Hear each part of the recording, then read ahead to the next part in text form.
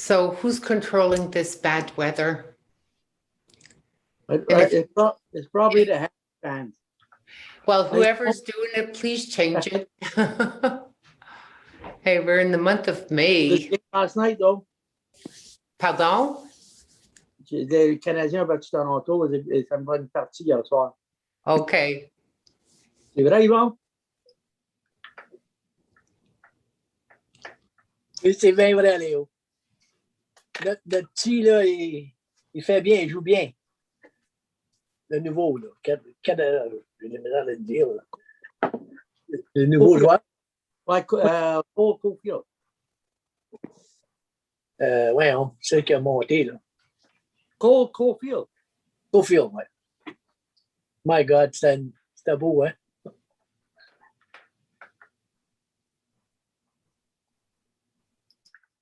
Steph's not saying anything, but I think he's happy. Yeah, he's laughing. Look at that. He's got a big smile, so I think he concurs with that hockey game. Yeah.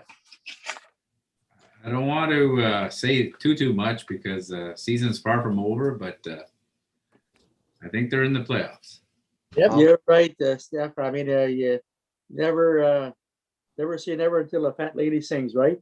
I really thought the playoffs were really like late in the season, like they still have quite a few months to go, right? No. No, yeah, maybe 2 weeks. Oh, ouais, c'est vrai. There's only Okay. 6 days. Okay, Oh, we're halfway to June. Well, c'est vrai, c'est vrai. I'll blame it on it just COVID. feels like winter. Okay. You ready? Wait. Blame it on you don't know nothing of hockey. That will do it. C'est vrai. C'est vrai. Bonsoir tout le monde. Bienvenue à notre réunion conseil. Welcome everyone to our council meeting this evening. Are there any declaration of pecuniary interest? Aucune déclaration d'intérêt pécuniaire? None. Is there a volunteer to move and second the agenda? Conseiller Léo? Conseiller Yvon? It is moved by Councillor Mallette and seconded by Councillor Duhaime. Be it resolved that the agenda for the meeting of council held on May the 4th, 2021 be adopted as presented. Okay, I just want to highlight pertaining to the comment that was raised at the last meeting, le commentaire de la dernière réunion, to see if there was an opportunity to shuffle our regular and our closed session. Unfortunately, it's going to stay as is. However, there are some pending issues that have been deferred dating back from the month of March. If for ever any reason we can't deal with it tonight, we just can't continue to defer without dealing with the issue. There may be a need to summon a special meeting. So just as a heads up. So coming back to the resolution, those in favor? Carried, adoptee. And we proceed with delegation and petition, délégation et pétition. It's a pleasure this evening that we have a guest amongst us, Stephanie Landers, manager for the Industry Outreach and Stakeholder Relation for the Ontario Waterpower Association. So welcome, Stephanie. And we look forward to your presentation. And after the presentation, if there's any comments or any questions required by members of council, we'll all have the opportunity to be able to do it after the presentation. So the floor is yours. Thank you.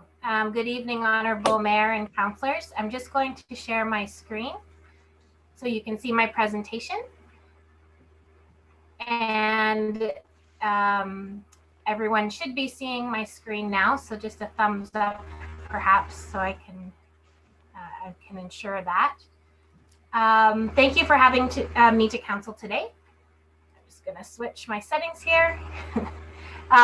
As the Honorable Mayor mentioned, my name is Stephanie Landers. I'm with the Ontario Waterpower Association. We are a small non-for-profit organization focused on advocacy around water power within Ontario. And the reason why I am here today is I have been going around the province to council meetings to request that communities who have water power within their jurisdictions consider becoming a water power champion. There are 3 different ways that councils can decide to become a champion, and some councils decide on all 3. Some prefer one over the others or 2 over the others. The first way that you can become a Waterpower champion is by signing the Ontario Waterpower Champions Charter, which has been provided this evening. I'll discuss that a little bit later in the presentation. The second way is to proclaim Waterpower Day on June 20th, which happens to be Sir Adam Beck's birthday. He was a politician provincially who supported water power, and both Niagara Falls facilities are actually named after that particular politician. And this particular community, I'm actually not going to request community membership, because with your West Nipissing power generation affiliation, you're already members of our organization. So I really am coming to a community who I think are already water power champions. So I'm really happy to be here today. But the proclamation and the charter would be really my requests this evening. Just briefly, these are the communities who have signed on to be water power champions to date. And recently, actually last week, we had another champion jump on board, which was Sable Spanish Rivers Municipality. These communities have either proclaimed Water Power Day, become a member, or have signed the charter, or all 3. Some of them have done all 3. Briefly, I just want to quickly go over the water power in Ontario so that everyone is informed. In terms of how many facilities we have, there's around 224 water power facilities all over the province. They range in size from 1 kilowatt, so very small facilities you might find in someone's backyard or on their property, all the way up to 1,000 megawatts facilities where you might find in the further north or in places like Niagara Falls. But in terms of our assets, they really range in terms of location all over the province.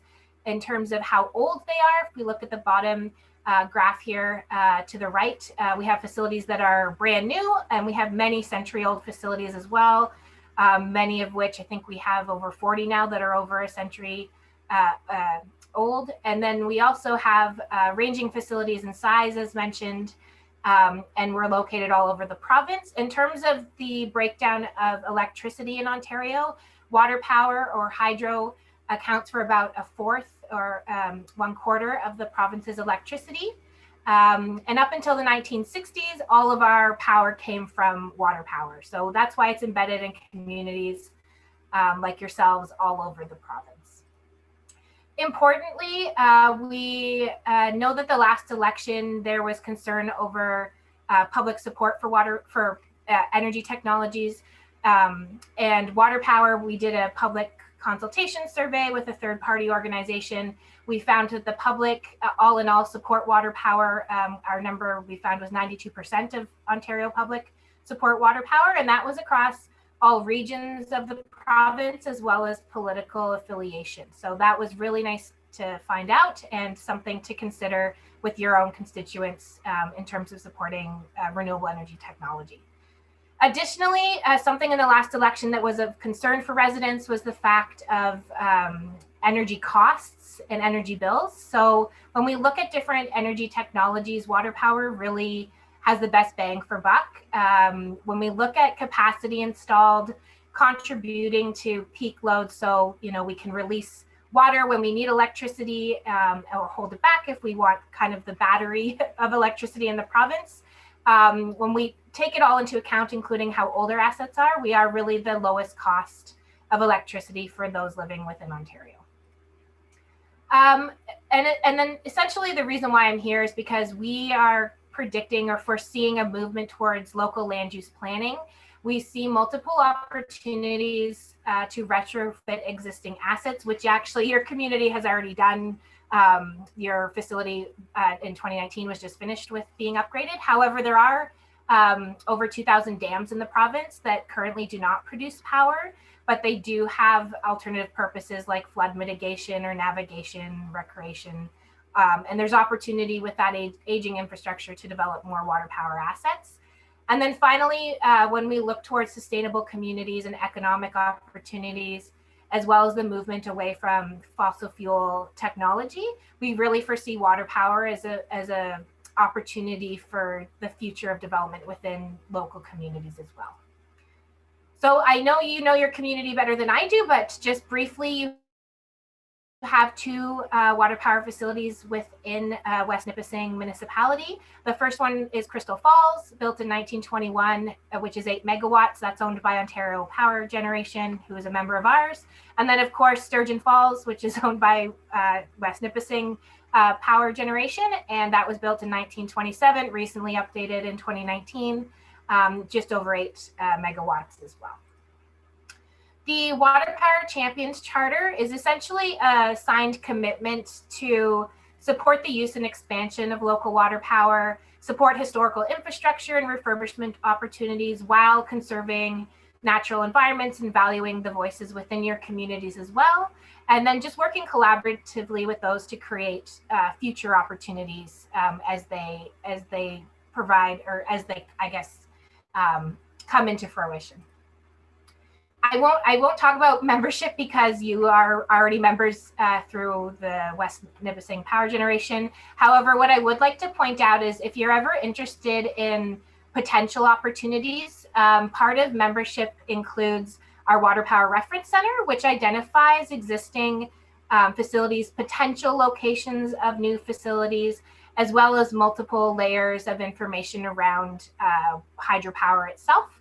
So if that was ever of interest moving forward and looking at kind of the political landscape, if more opportunities open up, this would be a great resource to take advantage of since you are members through your own power generating organization. So I'm happy to open up to any questions that you may have. I'll stop sharing my screen. Conseiller Léo. Thank you, Madam Mayor. Thank you for your presentation. Just a comment. I'm sure the mayor will proclaim Water Day on June 20th, I'm sure. And then the community membership, what does that comprise of? Again, with West Nipissing, the Greg Correlio, I'm sure you know or are familiar with. Yep. He's our main contact. So if you're interested, we can send our benefits to the counselors as well. But it entails weekly members updates that provide opportunities about special events or industry knowledge, basically what's going on in the industry right now. You have discounts on any sort of webinars, events. You can take part in our advocacy campaigns. So often we're at Queen's Park advocating on behalf of water power provincially, and really also networking opportunities. So we have what we call our members hub, which is where you would see that Water Power Reference Center, and you can connect with government entities or our OWA members through that members hub as well. Okay, and then I guess we'll the next power generation meeting we can discuss it. Another comment. I know you talked about Crystal Falls and Sturgeon Falls, but there's also another dam at on the First Nation Reserve there on Dukes, right? Oh, okay. And it's part of the system where we are. Is it power generated or just out of curiosity? It's a federal facility. It's a federal. Okay. Okay. So federal level. Okay. Okay. Thank you so much. Thank you. One last question for you then. What's the First Nation Dokis. located? Dokis. Oh, yes. Definitely. Okay. Yeah, we're very familiar with Dokis. Absolutely. Okay. Any other comments or questions? Conseiller Lise. Just a comment. Thank you very much, Stephanie, for the presentation. Good information, and glad that you were able to present that to us. Thank you. Thank you. I'm just trying to see if there's another show of hands, and I don't see any. I also want to say a big thank you for coming and being amongst us this evening to provide us with this information. I think there's definitely merit, for signing the charter and doing the proclamation in June.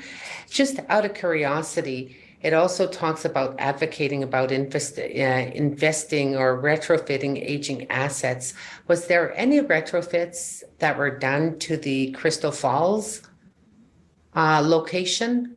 Not recently. However, the OPG is constantly looking at upgrade opportunities. So I know at the moment they are heavily involved with some of their other projects, but not that I'm aware of recently anyways. Okay. Okay. And I really appreciate the fact that it was highlighted that with the West Nipissing power generation plant, there's been quite a lot of investment since it's been acquired by the municipality. And the last refurbishing was quite an undertaking. And kudos, to our staff that was involved in leading that project for the investment and doing all the work that was required. It was quite an undertaking, but a good investment in return for the municipality, short-term and long-term. Okay. My pleasure presenting, and I thank you for already being an existing Waterpower Champion as well. Okay, and if we sign the charter and do the proclamation, is there the coordinates? Do you want to be notified so we can be added to the list as well as champions? Yes, please. Yes, I can provide that information, and if you can get it signed and back to me, then we can certainly add you. And if there is more interest in being added to our communications around membership, I'm happy to move forward with that as well. So I'm not sure. I can follow up with Melanie or whoever's the best person to follow up with. Okay, perfect. Well, thank you so much. Un grand merci. Thank you. I'll sign off now and have a great evening, everyone. Okay, thank you. We move on to committees. On procède avec les comités. The first committee on the agenda, le premier comité à l'ordre du jour, General Government, Gouvernement Général, and I'll pass it on to the chair, Conseillère Lise. Merci beaucoup, Madame la mairesse. Seulement 2 items ce soir à l'ordre du jour. La première, c'est une lettre que nous avons reçue de la bibliothèque, notre bibliothèque municipale. It's a request for West Nipissing Public Library regarding an appointment to the board. The letter was addressed to council and just summarize it like it read, since the seat of Ward 7 became vacant in July 2020, the West Nipissing Public Library Board has been left without council representation. The library was patient during deliberation in regard to replacing the empty seat of council. However, no decision was made. Over the course of the last month, our staff have reached out to the municipality to attempt to initiate the process of appointing a new member. It's go on by saying that on January 19, discussion was held to replace the person, the vacant seat, and then stating that the reason that because there's no, as we understand, concern of council and resident of Ward 7, we had the public library board feel that it's necessary to have a member of municipal council on our board. The vacancy has caused much frustration and has proven to cause a lack of communication between municipal council and the library. The West Nipissing Public Library Board asked the member of council to be appointed until decision being made for the vacancy of Ward 7. So I'll open the floor. I will start with Yvonne. Do you have any comment?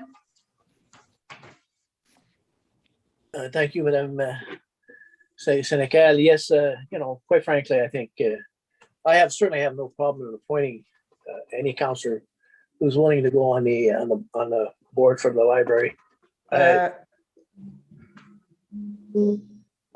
So I would favor to see someone go, which highly suggest that we do send someone, and that it's obviously a committee that's should be looked at and be somebody represented from council. Okay, So Councillor Yvonne, while you mentioned that, because they're asking to do an appointment, I think this council have a process to do that. So we'll before we ask question, maybe I should have went to Madame Mayor to explain the process, and then after that, if there are question or we can go around. And I thank you for your comment, but Madame Mayor, are you ready to, could you explain the process when you appoint, because the request is to appoint somebody? Well, it's highlighted in their procedural bylaw. There was a process. There were discussions that took place way back when with each member of council to find out who wants to sit on which committee. Staff provided each member of council with the entire list of committees that require an appointment. So everyone is duly aware. And based on the interest that was provided at the time, there was only one elected official and that person was appointed. I concur with the memo. The appointment is a member of council, an elected official. It's not assigned to a specific ward, but to a member of council. There was no interest when the vacancy surfaced. So I demonstrated the interest. The interest was not supported. And it does state in the procedural bylaw that when there is a process, members also should be respecting the final decision of the mayor. I thought moving the organization forward, it was important, critical, that there'd be a member appointed to the vacancy of the board for the library board.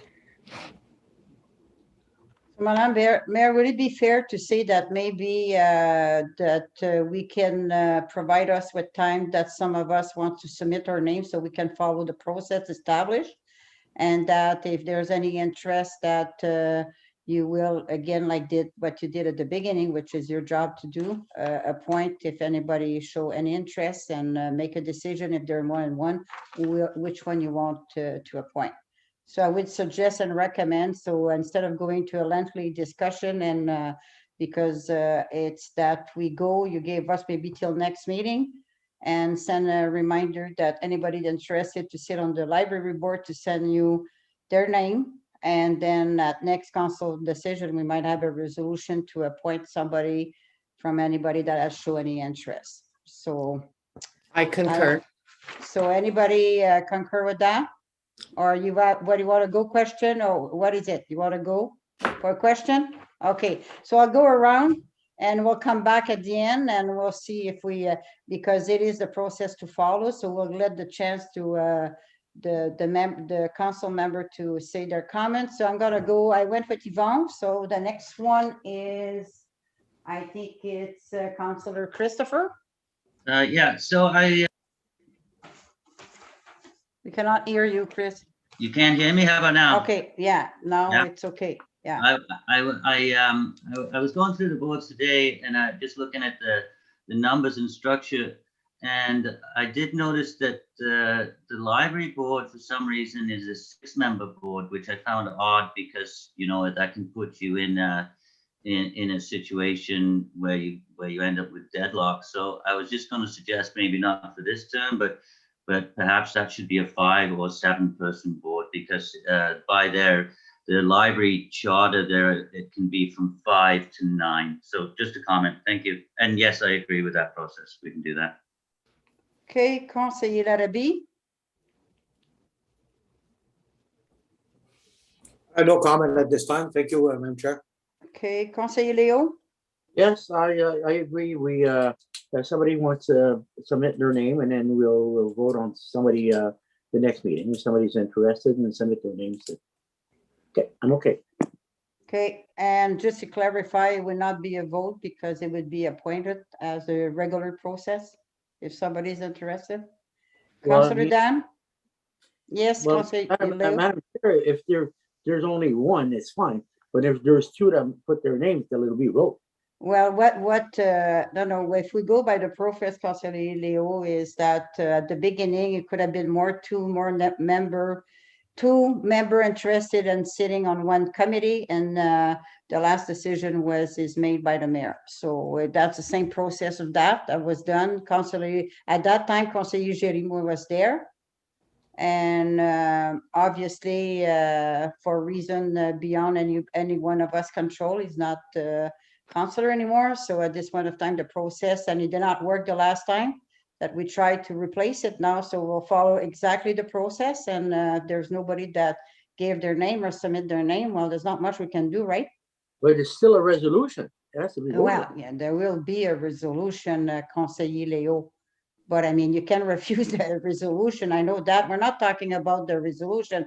We're talking about following the process, bring it back, and a decision will be made, and there will be a resolution, of course. Okay? So, Conseiller Dan, by the way, you look good without your beer. Oh, thank you. Compliment of the night. That's it. Thank you.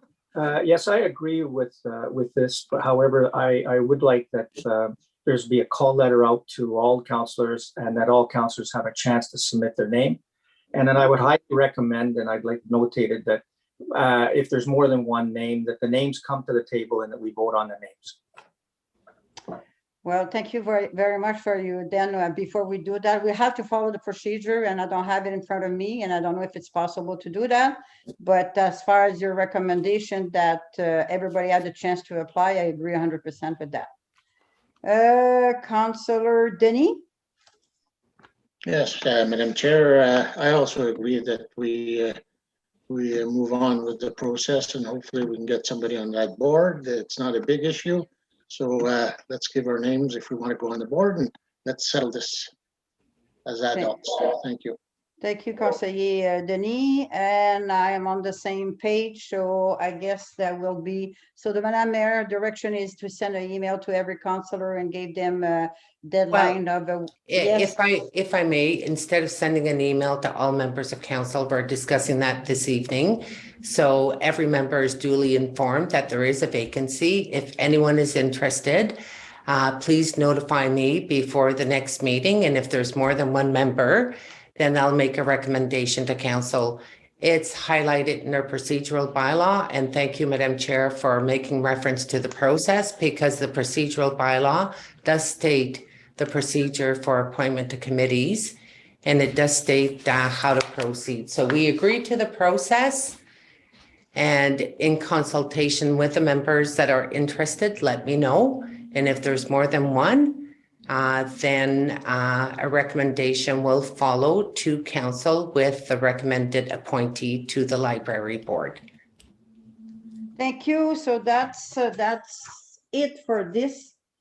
And then we go to number 2, which is tax ratio discussion. So you have in your package about 4, I don't know how many page, but a lot of page. And I want to thank Alicia for doing a great job, which we had requested at the last meeting. And along with the budget, I think the explanation, and obviously I will let the expert to explain it because I probably have questions, not too sure. So Alicia, go for it. Thanks. So you do have the memo in your package, and it's it's a discussion that we have to have every year before we set tax rates. So once we've determined sort of what the level of budget is going to be, then we have to start talking about ratios. And that's just how the tax is divided between residential, multi-res, commercial, and industrial properties. So you'll see what our current tax ratio status is. You'll see down the next chart down below is where the province would like things to be. That range of fairness and the range of flexibility is, what we can do, because the top end is where our numbers already are. But you can see where the province would like us to head, but it is still within council's direction, and we can stay where we are right now with things. Because we are a significantly residential community, that when we change ratios for the multi-res or for the commercial, it can have a significant impact on the commercial, the multi-res, without having a huge impact on the residential. So I've just given you a couple scenarios because those are the kind of scenarios that we typically use on reducing the commercial by 1%. We're on the second page now. So if we reduce the commercial by 1%, then for every $100,000 of commercial assessment, they're saving almost $18, and the residential homeowner for every 100,000 is only paying about $1. And then when you look at the next chart, it's for reducing commercial by 2%. And so it just really just doubles the numbers really. So the reducing by 2%, the commercial will save $36 on every 100,000, and it's going to cost about $2 on every 100,000 of residential assessment. Then we look at multi-res and you can see the same, so that when we're looking at that 1% reduction in multi-res, there's a $21 savings on every 100,000 of multi-res. And it's only going to cost about 39 cents on the, so I've got a cat prowling around. Only going to cost sort of 39 cents for the $100,000 of residential tax. Again, we can look at the 2%. So we could have, reduce the multi-res by 2%.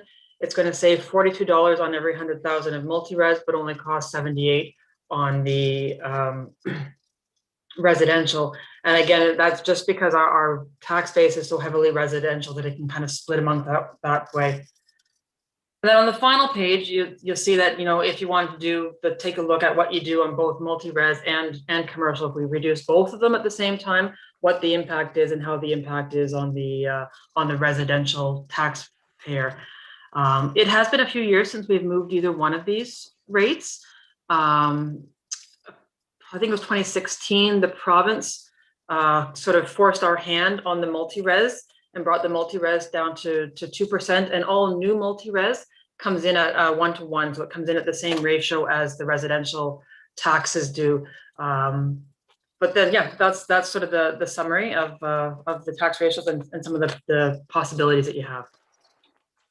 Thank you very much, Alicia. I'll go around. Conseiller Yvan. Thank you, Elisa. Merci, Madame. Every year I bring the issue up with respect to the ratios, and I'd like to see, that we finally to the provincial range and fairness and flexibility for tax rates. I'd like to see that part as we moved along. I would, in essence, what I would like to see is on page 3 of the reduce multi-res and commercial by 1%. I'd like to. It's a start, and it's not a big impact on the residential, and it certainly plays a vital role in for the commercial part of it, and as well as the multi-residential. I think it's time that we make a little change and move on from there. It's something I would support. Thank you, Madam Chair. Okay, Councillor Christopher. Yeah, so I have a question for Elisa. I seem to remember that this is one of those things that if we make a change, it's hard to bring that change back. Am I remembering correctly? Correct. If we're outside of the provincial range, that if we drop it, then we can't go back up. So it is one of those things. If you take a look at the sort of the second chart on the first page there, if we're outside of the range of fairness, if we drop it down, then we can't go back up. Once we're in the range of fairness, then you've got some flexibility in what you do. But right now on our multi-res and commercial, because they're outside of that range, you're correct. Once we drop down, then it's staying down. Yeah. Okay. So thank you. So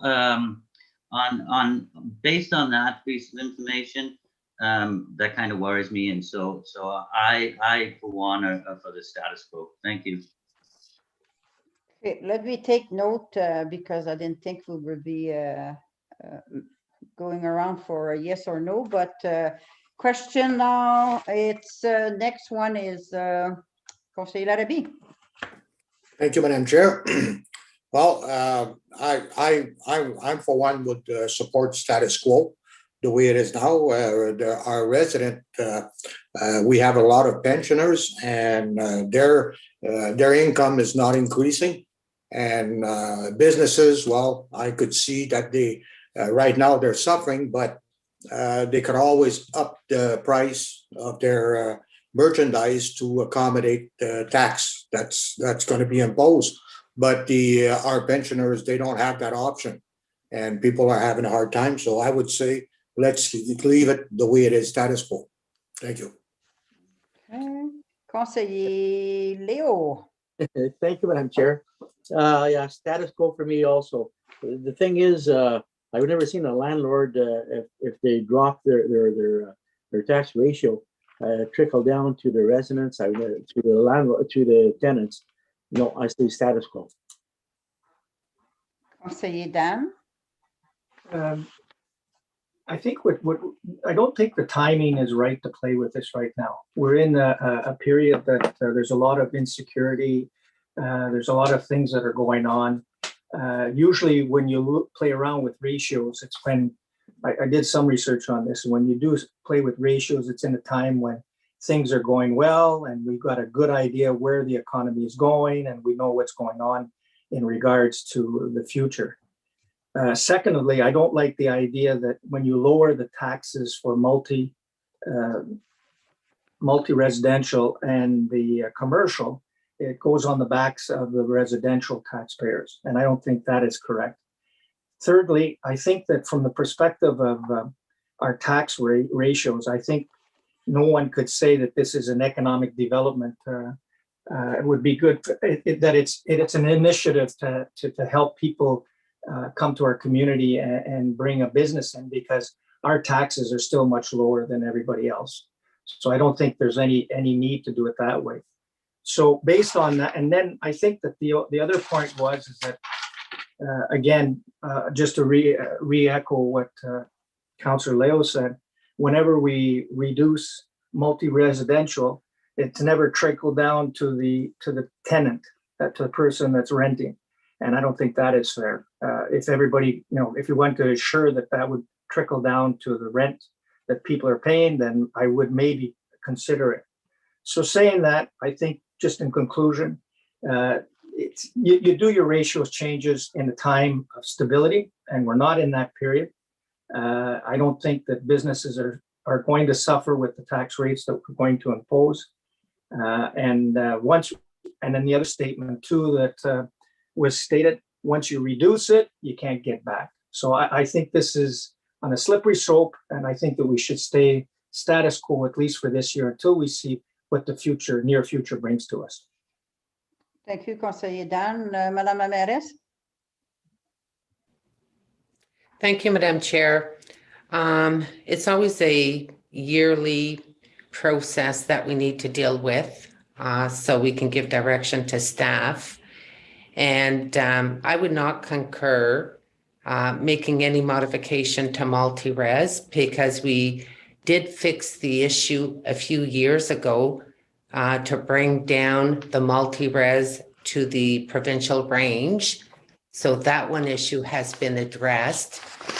The issue of commercial, with the breakdown that's being given, with the issue, I understand there's been a lot of financial challenges for everyone throughout this pandemic. But throughout the lockdown, definitely the businesses have been hurt financially, and quite a lot of loss in sales depending on the type of business. I realize that we don't have the volume of businesses like larger cities do, but what's being proposed, the impact of reducing commercial by 1%, there would be definitely a big gain for the business commercial sector, with a very minimal impact on residential, here identified by less of $1, if that's correct. Is that correct, Alyssa? So if we reduce commercial by 1%, the impact on the residential sector would be 98 cents. For $100,000 of assessment. So that's Okay. just on the assessment base there. Yeah. That's right. But then on a $100,000 assessment base for commercial, there'd be a saving of nearly $18. So I would concur in going with the reduction of 1% for commercial. And that one issue would bring us in line with the provincial standard.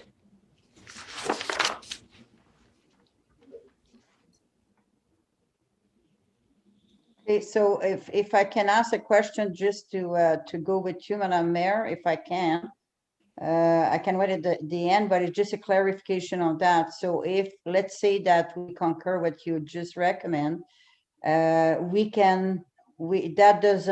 next year we can raise the tax ratio. Alicia, I'm looking for you and I'm not finding you. So it would not be that we lost it, we cannot never get it back. Is that what the case with that one? No, with the commercial, because the commercial is still so far outside of the range of fairness with the province, that if we drop it to 1%, then it's not coming back next year. It's staying down. It stays as is. You don't have the flexibility to bring it back to what it is today. Okay, well, that's the same. That's what I wanted to know. The same as what we said. So we'll never be able to bring it back. No, but my point, if I may, Madam Chair, is that we did address the issue of multi-res a few years ago. Then we would be addressing the issue for commercial. And it's still an incentive for ECDEV when you say that our taxes are much lower than outlying municipalities and larger cities to the east and the west of us. And the savings to the commercial, to the businesses, would be subsequently much higher than what it would impact the residential sector because of the volume of residences that we have in West Nipissing. Okay, so we have a status quo right now that people have started. So I'm taking your vote on the same as Conseiller Yvon. Now I'm going to go with Conseiller Denis and then I'll finish with mine. Thank you, Alicia, for. Madam Chair, thank you for the floor. I tend to agree with Councillor Rowley that I don't think it's a good time to put any other extra pressure on our residential group or class. So I'm voting for to stay as it is. Okay, and well, my just going to be a comment, obviously, because the majority would remain status quo. But my comment is with the fact that the little bill that it would be affected, I think that would be the time to do it because we're talking $1 every 100. So anybody that have assessment of 200,000, even we're talking about $2, and then the business is gaining, and we're trying. And we know that the business has been suffering for a while, but that's the status quo is going to remain because there's 5 people that had said so, but I would go with their recommendation also. So that's 3 against 5. So you got direction, Madame Alicia, and thank you very much for your report. Well done. So now that concludes my portion. That was so easy and quick tonight. Thank you, guys. So let's move on. Thank you, Madame Chair. On procède avec le prochain comité, the next committee, Environmental, Environnement, and I'll pass it on to the Chair, Conseiller Rowley. Thank you, Madam Mayor. Tonight I have 2 issues on the agenda. We'll start off with the operation of Kipling landfill. It's a system that we have that's been established in the time of the MNR when they used to own those landfills. So with this, I'll pass it on with Jay, and Jay could explain the issue. Thank you, Mr. Chair. Good evening, everyone. Jay, hopefully sorry, everybody Joe. can hear me okay. There's no. It's like you're talking like really slow Echo, and but I think echo. it's better now. There's an echo there, yeah. Yeah, I have an echo because there is an echo in here. Are you okay? Yes. Okay, well, it's better. Yeah, go ahead, Jay, please. So now it's saying my internet connection is unstable. So let's keep this a try. I'll be brief. So basically, we had like all of the other small landfills, a landfill corporation, and they ceased to exist this February. I won't get into too much detail, but the membership of that corporation last year ran into some difficulties, and they limped along to eventually deciding not to continue. So since then, we have been looking at options up to and including having a turnkey operation with it in there. So thinking that, we can save some work from our public works crews who've been assisting and so forth. But that cost would be prohibitive and probably double what the existing budget that was approved would cost. So my recommendation is that we're going to hire a part-time landfill attendant, much in the same manner that we have in field actually, but that's with West Nipissing Environmental Services, but Werner as well. So we'll be posting that. There really isn't another option, and we believe that that'll keep us in the same budget. Thank you, Jay. So now I'll open the floor for comments and questions. And I'll start with Councillor Yvon. I certainly have any problem. I have no problems with the hiring of an attendant at Kipling. I mean, it keeps it organized and there's a watchful eye. So I would agree we should have someone there on the part-time. Thank you, Councillor Yvon. And now Councillor Chris. Yeah, no problem with hiring an attendant part-time. Thank you. Thank you, Councillor Chris. Councillor Leo Mallet. Yes, I'm okay with recommendation. Thank you. Thank you, Councillor Leo. Councillor Dan. No issue. Thank you. Okay, thank you, Councillor Dan. Mayor Joanne. Thank you, Mr. Chair. No, I concur with the recommendation of hiring an employee part-time as a gate attendant, but I do have some questions, Mr. Chair. Who's going to be responsible in doing the covering? Because according to the memo, the possibility of contracting out proves to be more costly for the gate attendant in covering. Is the covering going to be done by our own resources, or will it be contracted out to a contractor? It really depends on the landfill site and depending on who we can have. Actually, right now, what we do have is a contractor in this area, so likely it would be the same.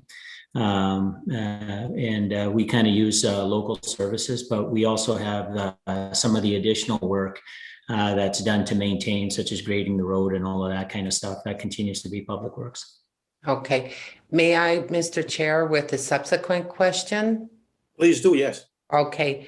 So before West Nipissing Environmental Services stepping up to the plate and giving us a helping hand on an interim basis, the gate attendant that was there, who supervised the gate attendant? Like, this person reported to whom? Who was managing the gate attendant that was at the Kipling landfill site? Who would be the manager of environmental? Okay. So when we make reference to the Kipling Landfill Corp, like, I understand the concept because prior to amalgamation, many outlying landfill sites had these boards in place similar to a roads board. And when we amalgamated, it flipped over to the municipality, and the municipality worked hand in hand with those boards. But throughout the years, those boards really dissolved, not the same structure or procedures that they had in place prior to amalgamation. Would that be correct? No, those boards are still there. Go ahead. Well, Jay? It's partially correct. The structure, through you, Mr. Chair, the structure is still there, even though that there has been some erosion of some of the boards, some of the board composition and so forth. It was much more active as you indicated, when it was unincorporated. But in order to keep that structure for a lot of human resources meetings and cost containment reasons, we kind of kept the structure.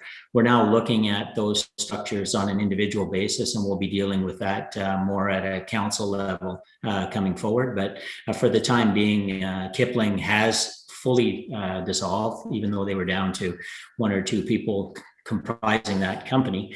They fully dissolved. But all of our operations, whether you're incorporated, work for a board or not, you're taking your day-to-day direction and policy direction from the municipality, and our manager, as the chair has indicated, is Jason Sullivan.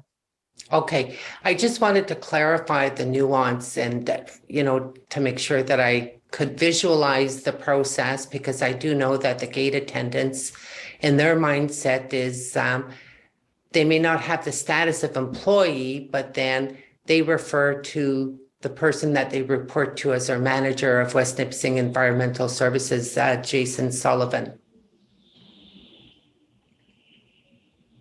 That's correct. Okay. All right. Thank you, Madam Mayor. Now we'll pass it on to Councillor Denis. Yes, I agree with having an employee. Thank you, Councillor Denis. And now Councillor Lees. Well, the thing, if we want to be able to manage and to operate that place, and need somebody, so yeah, makes sense. So, and I'm hoping we'll have a longer conversation, as Jay mentioned, at later on date at council to maybe give us a overview, because that's one department I'm not too familiar with. So, so at a later date. So thank you very much. Thank you, Councillor Lees. And so that will take care of that portion of this meeting. Is we're going to go and hire a part-time for the Kipling landfill. We'll put a posting on it for it. And now we'll move on to D7B, which is procedure advice cash bay and living recycling project. So could I ask Jay to give us an explanation on this, please? Well, I think my memo is self-explanatory. Sorry if I'm moving around here, but I'm on a bench that may not hold my weight. Again, there were some comments made at the last meeting talking about a firm decision having been made. I find, if I can comment as an aside, that this is understandable and happens occasionally. With respect to some of the conversations that happen when certain individuals feel that a decision has been made based on their perception, and I don't challenge that. But that in fact the recollection could be different in other cases or other circumstances. We looked at the minutes, and basically my interpretation is that a decision had not been made, but that we certainly were originally and continue to be in favor of looking at the options. And the original intent was, and it was kind of a supposition in retrospect. Probably I should have put a much larger caveat to it with respect to having potential bins available. The bins obviously didn't turn out to be available, and so now we're looking at these expenditures. So we're at the position, if you're asking, and I think I was directed to come back. If you stand by that, you're at the position of making a decision as to what you want to do in terms of enhanced services for recycling in the town of Cache Bay and in the town or hamlet, I'll call it. That sounds very attractive. The hamlet of Levine. Thank you, Jay.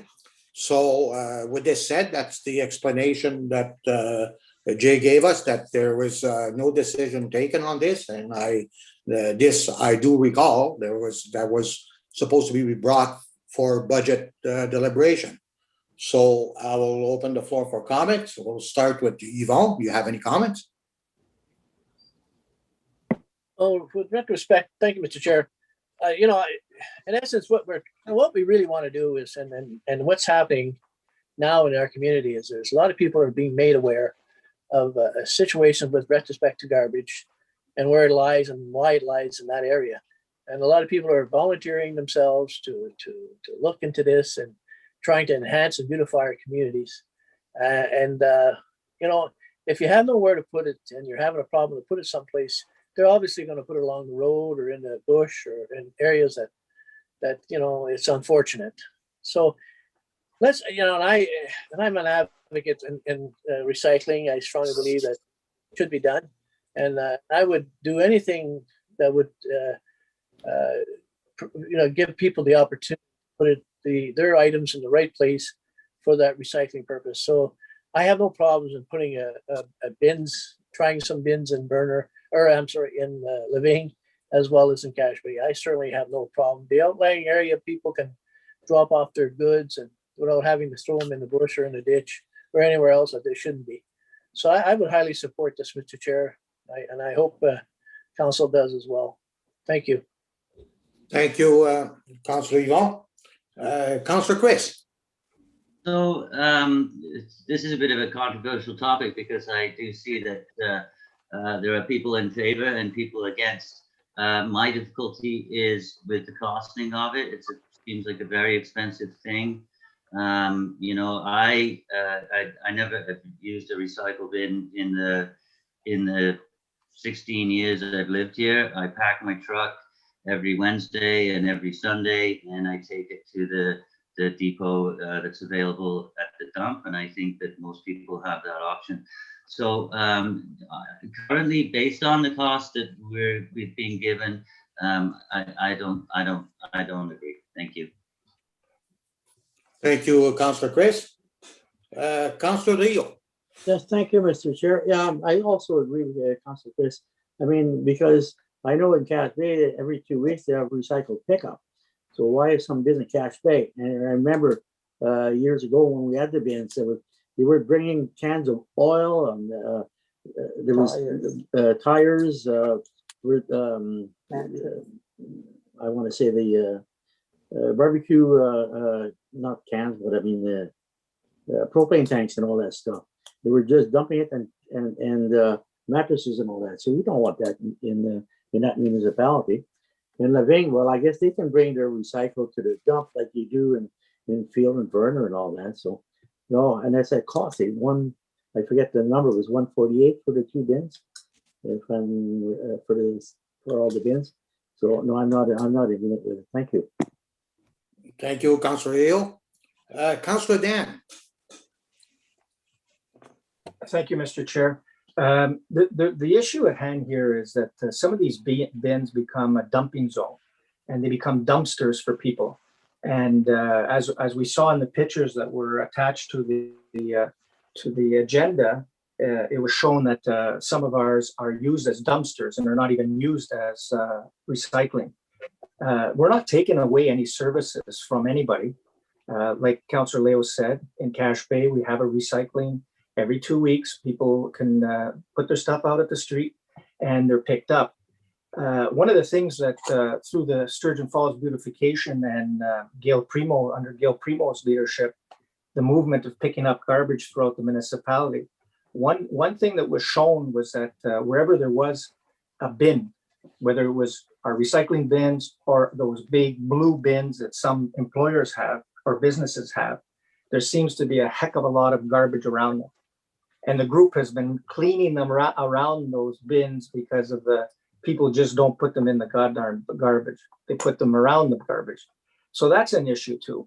The issue of one comment, I think there was a comment made around the table that, oh, we could use the reserves and that would, some of the reserve, and that would enable us to bring down the cost, because the cost is a lot of money. And, you know, this council went down the road of saying that we would not go higher than 2%, and that we would, we would try to help people in the sense that it's been a bad year with COVID, and that we would minimize any increases. And the increase that we're asking on waste management is significant.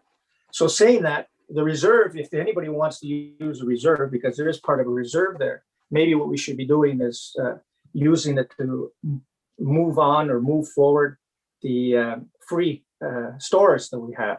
That's been very successful in River Valley. So, you know, that would be a real strategic way of using the reserve, and not floundering it on an amount of money that we're asked to spend to put in these bins, what I call dumpsters, because that's what they become. They're dumpsters. They're not recycling, they become dumpsters. And in regards to the garbage all over the community, Councillor Yvon, I think that has got to be, that's a part of the process. Mr. Chair, point of order, can we just focus on the recycling bins? We're dealing with the recycling bins for Living and recycling bins for Cache Bay.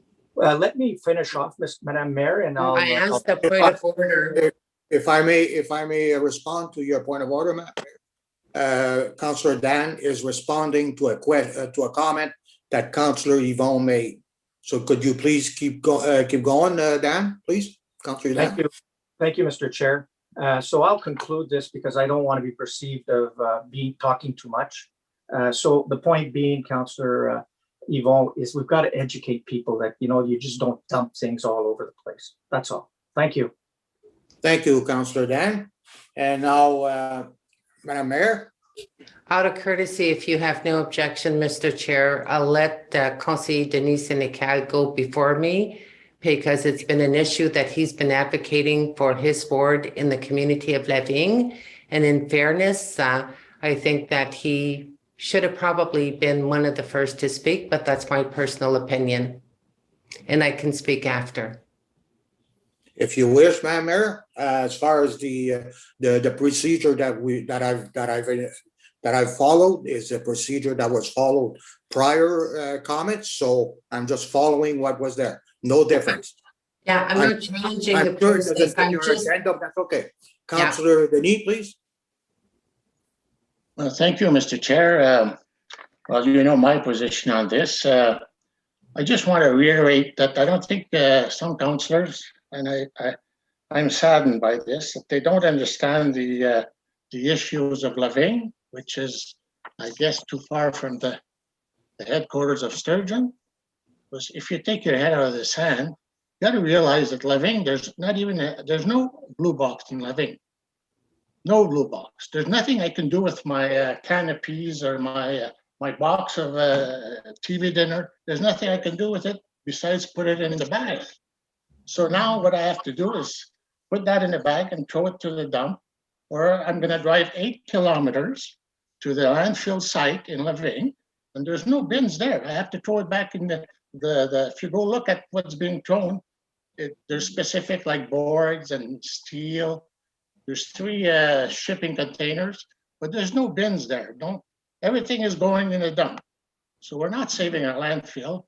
And we're all saying, like Chris and Dan, and they're saying that we should be climate concerned. And, we're trying to, but like there's no bin. There's no bin to put our stuff in. So, and you're judging us by other areas that their bins are not clean. Well, why do you judge us? If they're not kept clean, we'll take them away. And that's what you should be doing with the ones that are not taken care of. And, I don't know, like Chris has a couple of bins. He's got some dumps nearby. Sturgeon has the bins. Werner has the bins. Cache Bay has a recycling program. We have nothing, no services for recycling. So, I mean, we're way behind the 8 ball. So if the chair would let me quote a few lines from the addendum that we received from a meeting of November 5th. November 5th, 2019. It's an addendum attached to our minutes. It's not long, just bear with me. I'll quote you a few things here. It says rural recycling depot enable residents who are not provided curbside collection a clear and simple option for managing their blue box material. That's one. It has been recommended by council, that's you guys, that in addition to the manned recycling depot located at the Lavigne landfill, the residents of Lavigne request a secondary option for an unmanned depot located within their community. That's number 2. Number 3, all things considering, it is my opinion that if a suitable location is available, a rural recycling depot would improve waste diversion practices within the community of Lavigne and offer enhanced services at a manageable cost. And that's from our staff here. And anticipated completion date, May 15, 2020. So it seems that we did approve it sometime, somehow. But my point is always that we need recycling in Lavigne. It doesn't make sense. If you don't have a car, we have about 1,000 trailers around here that would use the recycling depot. So I don't think you're grasping the issue. Whatever happens in Sturgeon happens in Sturgeon, but we don't have any recycling, so that's unfair. Give us a couple of blue box, that's all we're asking. We don't need 6, give us 2, and we'll see. If they're dirty all the time, we'll take them out. I don't care. I have no issue with that, but at least give us a chance to prove ourselves. That's pretty well what I have to say. Thank you, Councillor Denis. Thank you. I must. Oh, was there somebody talking? Okay, so I got to say, Councillor Denis, that this Lavigne does have recycling, and it's done at the dump, and you go to the dump to throw your garbage, and at the same time you throw your recyclables in those bins. Those bins are there. They're not called bins; they're called sea cans, and they're more cost effective. In the blue box, in the blue bin, you can put only just so much in there. But a sea can, you could put a whole lot. It lasts for weeks and weeks and weeks on end. So you do have the service. So it's not like you don't have the service. This is misleading what you're saying. Okay, with this, Can I have a supplement on that? go ahead. Go ahead, Well, Councillor. You know, those sea bins are transport bins, right? So what you put in there, and you can come and I will go for a ride. What's in there is old TVs, electronics. There's a bin for something else, but there's no bin for paper and cans, and no, there's not. We'll go for a ride and I'll show you, and then maybe all the councils should go and have a look before they judge. Like, don't say I'm a liar, because I'm not a liar. There is no recycling, individual recycling. There's a lot of, if you want to take your trailer and drop some wood, drop a TV, drop a fridge, there is recycling. But individuals, like the small stuff, plastic cans and metal cans, there's none. And I'll send you, we'll go to the pile in the back and I'll show you what's in the pile. It's paper, sails, and small cans and all this junk. So, hey. Okay, so if you don't have it, definitely you should have those sea cans, because when this system was introduced to every every community in this municipality. No, they have the sea cans. Yeah, we do have sea cans. You're not listening. We have sea cans. Sea cans are for specialty items like TVs. There's cardboard. Cardboard is another one. But if you have a box of cereal, you're going to drive 8 kilometers to the dump. No. When you're going to bring your garbage, you bring your recycling at the same time. My garbage is picked up, so I don't go to the dump. So I don't have to go to the. Well, you want me to drive to drop off a box of cereals or a can or something? Come on, be realistic. We're the only one that doesn't have house-to-house recycling. So come on, we're not going to break the bank here. That's it. Well, okay. You want to go before me? I can have, you can finish, Madam Mayor. If you don't mind. No problem. Okay, well, thank you, Conseiller Larrabee. I find it very sad because, I mean, when we look, first of all, I mean, we look at February 5th, I have nothing to do with bin. It have to do with something else. I don't know, station where we had that talk. There was a lot of time that, I mean, it was mentioned in a couple of other places about, I mean, what do you call that when you start pilot project?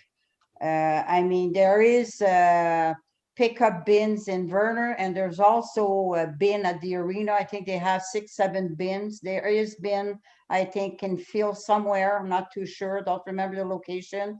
They used to be in Christopher.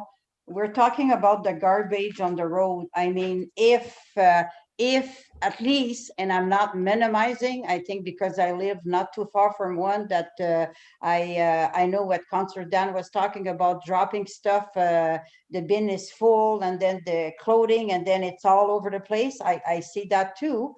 But I mean, just walk and look at the picture that the beautification has been showing all around in the last couple of months. You found TV, you find tires, you find mattress in the wood. I mean, there will always be, and I don't want to use the word because everybody knows the words. It doesn't matter if you have been everywhere. There will always be people that will choose to throw it in the, go in parking lot and McDonald's lunch, and used to be ashtray all over the place. So at the end of the day, there was something that we've been talking since 2 years, since the beginning of our term. What maybe never like resolution made, but it was clear that at some meeting that we were proceeding with putting bin and levying, and it's on paper also.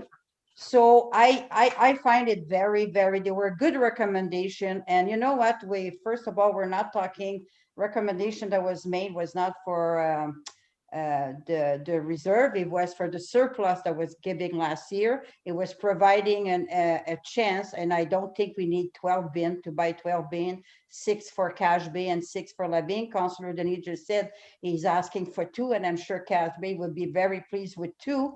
We have a way that we pay for the bin, and the remaining of the year that's left, it's not talking much, and it could even use the reserve. Next year, we would have the extra for operating, and we have to give a chance. And I agree with what's been said about the store. I don't know if you can call it store, but place to go shopping at the dump. If you want to do that, I'm sure it's a great project. But I mean, finish the one that provide our resident with the same level of service everywhere. And I mean, it's not like $1 million. And if we're talking about tax right now, and I'm from the core. So I represent ward number 1. That's right in the core. But for God's sake, when we look at the pie chart, how many tax that the resident of levying is subsidizing, they are the ward that bring more tax. I know because they have more assessment. I understand the project, the thing, but what do they have? I mean, they've been having 2 years problem getting lights. So the bin for me, it's, and you know what, I might be the only one, but I won't support the budget of environment if council doesn't come, not council staff doesn't come back with something. They have a good recommendation. They can make another one, but they need to provide 2 bins in levying and 2 bins in cash bay, pay for so, and it's something that need to be. And so I'm just stating, and it's not a threat. It's just, I'm saying there's program for everybody in West Nipissing, and it's been put on the table. It's been said that it would be done, and I mean, I don't get it. So that's my say for tonight. Thank you, Councilor Elise. Now, Madam Mayor. Thank you, Mr. Chair. I'm not going to deal with the issue like Councillor Lee said about the extract of February 5th that had to do with the transfer station dealing with garbage, not the issue of a rural recycling. But I've been listening to the discussion of where rural recycling bins are located. You can verify our website, which was pretty well updated recently. And it lists all the rural recycling bin location.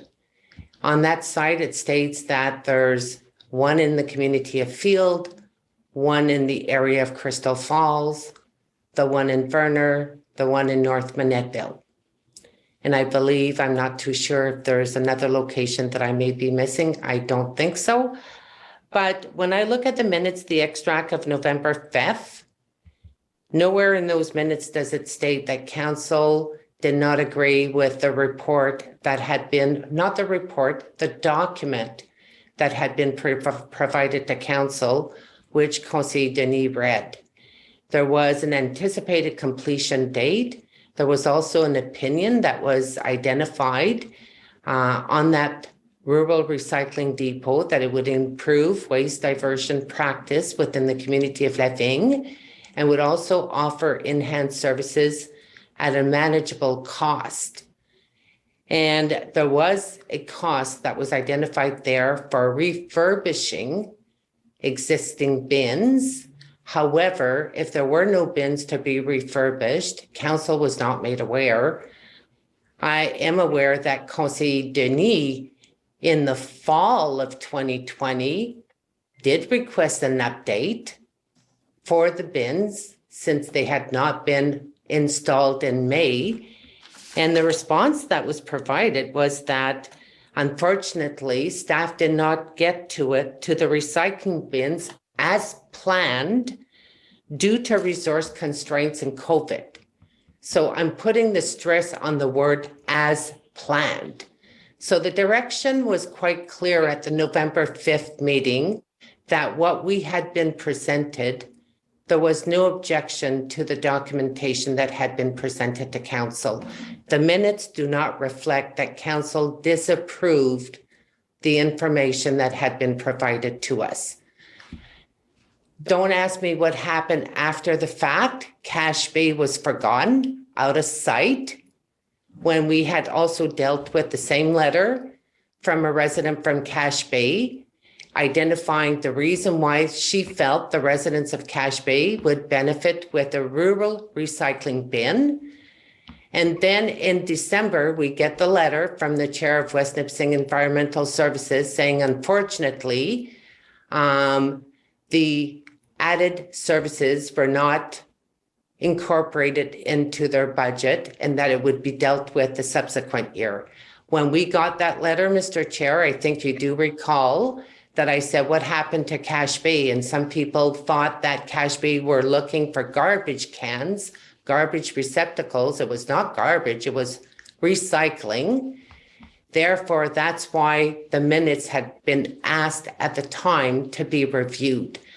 So I stand firm behind the understanding that it had been agreed.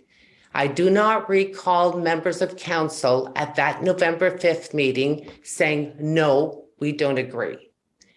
And I'm convinced that the response that would have been provided pertaining to as planned would have been different if it was not clear, if the direction was not clear. So based on what I heard from Conseillère Lise, this is part of a capital project under West Nipissing Environmental Services. I do not recall ever discussing each community requesting 6 bins. So I will not support the budget, but I would ask under your guidance, Mr. Chair, that the proposed budget for the rural recycling bins be revised and decreased and provided back to council with options to consider. Because at the end, there is an expectation in those 2 communities to expand recycling, which recycling, people have been more educated in the last 10 years, and mostly with COVID, and kudos to the beautification group by being active pertaining to cleaning, beautifying, and when we celebrated Earth Day, it was to repurpose, recycle, and reuse. So I think we're going in the right direction. And I've been here many years.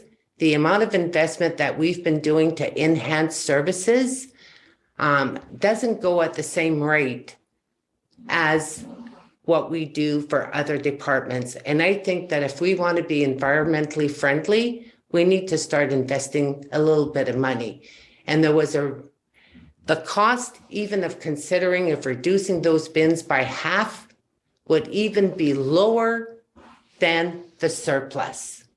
So if you were to factor and do a calculation, you would probably be looking between the range of $1 to $3 per household.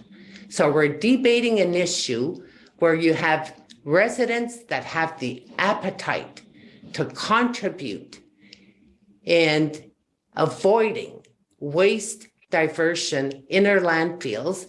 We had a discussion about, the lifespan capacity for the Sturgeon Falls landfill is nearly at its max, and that we have to invest money to be able to expand. Cache Bay does not have a dump in the community like other communities do have. And if one argues there is recycling blue box programs, well, there are recycling blue box programs in the outlying communities for some, but based on where you reside, because of the geography and where the households are located, some do not get the collection right at their door. So on that note, I think I've said what I had to say, but I will not support the budget unless we get a revised version at a reduced cost that would meet the needs of the constituents. Thank you, Mr. Chair, for listening. Thank you. I'd just like to make a comment before I pass it on to Leo. what you are saying. You're holding the community of West Nipissing hostage unless you get your way. Mr. Chair. Councillor Leo? No, Mr. Chair, point of order. You are the one member of council that challenges every chair when they get involved in the debate after each elected official. So if you practice what you've been doing point of orders, you speak at the beginning and speak at the end. And I'm not holding anyone as a hostage as point of clarification. I'm saying there was a commitment. And when you get a response saying that it was planned. Your point is taken. Your point is taken, ma'am. Well, no, I wish to clarify, Mr. Chair, do not make an accusation that I'm holding. We'll move on to Councillor Leo. You said your point. Okay, just a comment that Mayor Joanna just said. Cache Bay does not have a dump. Sturgeon either. It was the dump was purchased by Cache Bay and Sturgeon and Prairie Township back in the day. So Cache Bay doesn't have a dump, that's for sure. Neither does Sturgeon. Just a point of order. Thank you. So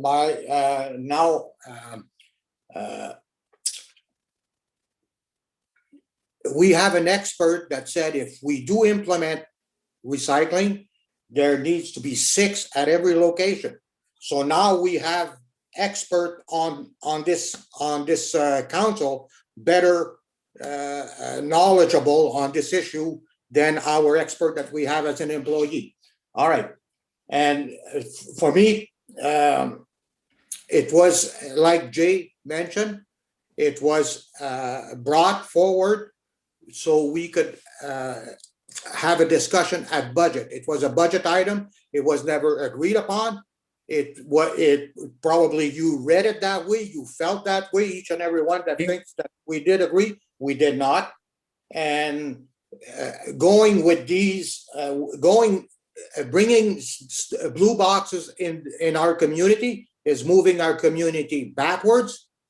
And to me, it would not be supporting the beautification committee. The beautification committee has been doing an excellent job at cleaning our municipality. And if you go around those blue boxes, you will see garbage more than everywhere else. It is a garbage collection area. So on this, I vote also no. So we have 4 yeses and 4 no's. So it stays the way it is. Thank you. I'm closing this discussion. Back to you, Madam Mayor, on this issue. Point of order, please. Point of order. You said what you had to say. I went around all around. Excuse me. Oh my God. So remember that, Councillor, because the meeting is not over. And you can say, you had your say, how many times that we go back, I have the right to speak again. We're speaking on the matter. Do you have anything else to add different? I'm just saying that you can vote on that today, but I mean, the reality is that what we're saying it for the resident of West Nipissing. And to say that the beautification is knowing what they're doing. They do know what they're doing, but they're working in the core. Do they go and pick up the garbage in Lavigne? Do they go and pick up the garbage in Lavigne? They have a group of like in Sturgeon? No, I know they once a year they do a tour, but they do. The reality is I stand by it, and I'm just saying that what's happening right now, you look at the paper, and it was planned. There were a date for it. There were even an excuse that it was not done. So don't tell me that it was not planned. Councillor, I will not vote for the budget of environment, and I can be seen at whatever you name us, accuse me, but I have the good reason not to support. You have the right to disagree. We agree to disagree. There you go. Yeah. Okay, with this, Councillor Leo, you have something else you want to add since we're going back around? No, I just not a part of order. If Jake can respond to my question. So if we don't pass the budget for the environmental, are we laying it off people? No more garbage? What happens? I mean, if there is no budget, it's just a question. Legality. I'd have to look into it, but it could become problematic in terms of if we actually pass a resolution defeating the budget, then it would be even more problematic with respect to what happens to any disbursements going forward. And so, yeah, that could have a negative impact on the majority of our land or our environmental services. But at this point, what I would do is, take this, whatever council decides under consideration, and then I'll have a look at what the best way to proceed is going forward, and I'll provide the advice going forward. Thank you. I would definitely support using those funds that we have in reserve to implement the free stores. And with those funds, we could point have of it all- order, point all of around. order. We're not even discussing the free storage. Okay. right well, now. well, I said And my point. I do have a question, if I may, through Jay. I mean, when we're looking at the environmental budget, this was part of our project. It was not council's fault that this request did not go through the budget process in 2020 of West Nipissing Environmental Services. So, Mr. Chair, you sit on that board, and we had that discussion in November. But anyway, that's irrelevant. So, l'ensemble du budget d'environnement comprend des projets capitaux. L'investissement pour le recyclage est un projet capital. Point Il y a of une order. I recommanda- thought this point of order, Mr. Chair, I thought this discussion was finished. And why are you making a comment, Madam Mayor? I thought it was finished. Let's just move on. It is. It is. That is I'm right. sorry, After Mr. that, it Chair, is- I was going to ask a question, and I am entitled to an answer to the question. And I was going to make a suggestion, okay? Well, could So I ask if you to I do may- a short question? A very short question so we can move on. You know what, Conseiller, Mr. Chair, you are trying to limit individual members of being able to bring out new points or to ask new questions. If you and have a new that- point, go ahead. And please. please let me proceed without interruption. But you So did what have to- please let me proceed without interruption, Mr. Chair. I was going to say, les projets capitaux qui ont été proposés dans l'ensemble du budget d'environnement, un de ces projets-là était les boîtes de recyclage. On n'est pas d'accord à voir l'augmentation de 14%. Ça, c'est clair. Moi, je veux savoir de nos ressources, de nos experts, de notre administration, s'ils peuvent nous revenir avec une version révisée. Peut-être que oui, il y a possibilité, mais c'est ça que je demande comme question. Est-ce qu'il y a possibilité que notre administration peut revoir une façon moins coûteuse, puis de nous revenir avec cette information-là au Conseil? Parce que l'objectif, c'est de pouvoir viser à faire adopter un budget. Merci. Councillor Dan. I'm asking the question, Mr. Chair, I directed it to our staff, to our CEO. May I be able to get an answer to the question? Okay, well, then the question would be, do council would want to entertain I'm staff? I'm directing the question to our CEO to see if this is an opportunity, if this can be brought back. Call of order. I'm we've asking already the made- question.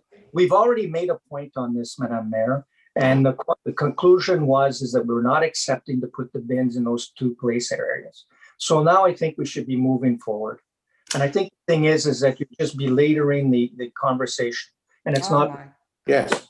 You know what? I will We not have- accept the point of order until I can get an answer. I propose, We I'm have, asking, we have discussed this at length. Mr. and Chair, we have voted on it, so I think it's time to move on. Thank you. no, So I'm Mr. closing- Chair, I am waiting for the answer.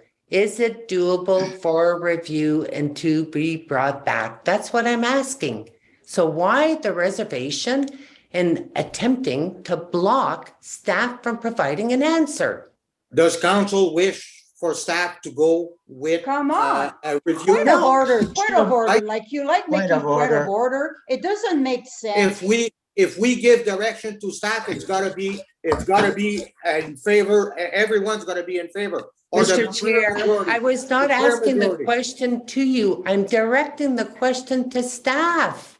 So why are you stepping in and providing a ruling on their behalf? Jay, If you isn't- if you are directing staff to do anything, it has to be I the am majority not, of council. Mr. Chair, I'm Oh, asking a question if it's doable. So Jay, is it doable to review and see if there could be alternatives at a reduced cost? Is it possible? Everything's possible. Again, Mr. Chair, No, I'm telling you, everything's possible, but now He's I'm not asking the ask- question. The mayor is council. not asking you, Mr. Chair, she's asking staff, not you. And he's trying to answer too. That's a good part about it. He's trying to answer and you're stopping him, Okay. Councilor Rowley. Jay, could you please answer them, please? Yeah, I'll be very calm. I'll take my time so you can all calm down.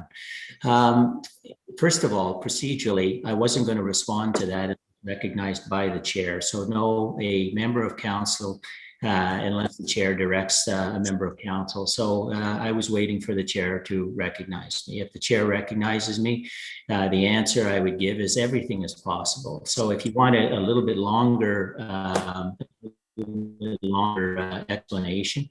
Yeah, I'm not going to be defend. I think there's about 3 or 4 separate occasions historical statements were made with respect to motivation about these things. My position, though, is that the manager of environmental services provided a memo with respect to what his recommendation would be to minimize any of the issues that were in fact debated tonight. And so he would recommend 6. If, so if council directs me to come back, I can come back with 3, I can come back with 2, I can come back with 1. It's a council decision now. And if council wants me to come back with an option to bring that down, then certainly we can obviously bring that down. With respect to recommendations about altering what we're planning on doing and switching it out, we don't have that same kind of luxury that other issues would do. So a lot of what we're doing is legislatively mandated by the province in whatever way, shape, or form, either the MOE or the Ministry of Labor, with respect to some of the conditions on the site that need to be addressed. But anyway, I hope that answers you. Yes, if directed to do so, but the option would come back. Don't have a recommendation less than what we're saying. So it really is up to council to decide and make a recommendation otherwise. So.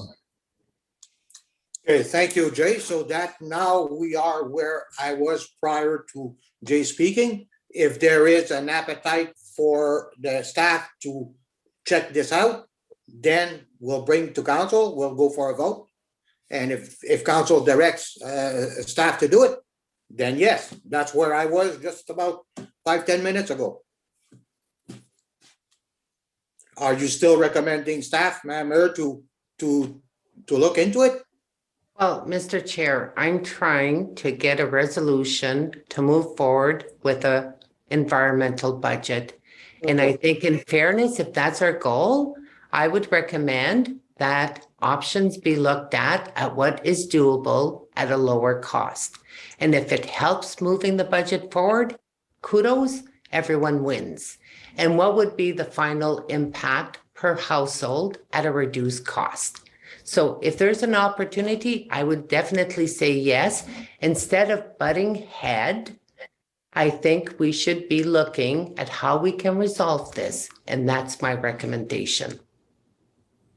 Okay, so I'll go around and ask council if they would like to have a review on this by staff. We'll start with Councilor Yvonne. Thank you, Mr. Chair. I certainly have no problems in reviewing the situation if we can come to some kind of common sense approach to the subject matter. I would agree that we look into it and see whether or not there are less costly measures. So I would agree. Yes, let's look at it. I mean, all here for purpose. Councillor Chris. So I'm not against looking into it further, but what I'd really like to know, because I'm a bit lost on this whole issue now, I am under the impression that Levine is set up the same way as River in terms of I got my cardboard sea can and I got my cans and bottles and plastic sea can, and that's how they recycle it. I'm a little confused if the services are the same or different. Thank you. So, Councillor Chris, yes or no to revise? I mean, if there are other options, yeah, if this is the difference between getting a budget approved and not approved, we can look at it. But I don't support I don't support it as is because it's too expensive. And I don't understand, because Denny has put doubts in my mind. I want to understand that Levine is the same way I imagined it to be and has the same services as River. Thanks.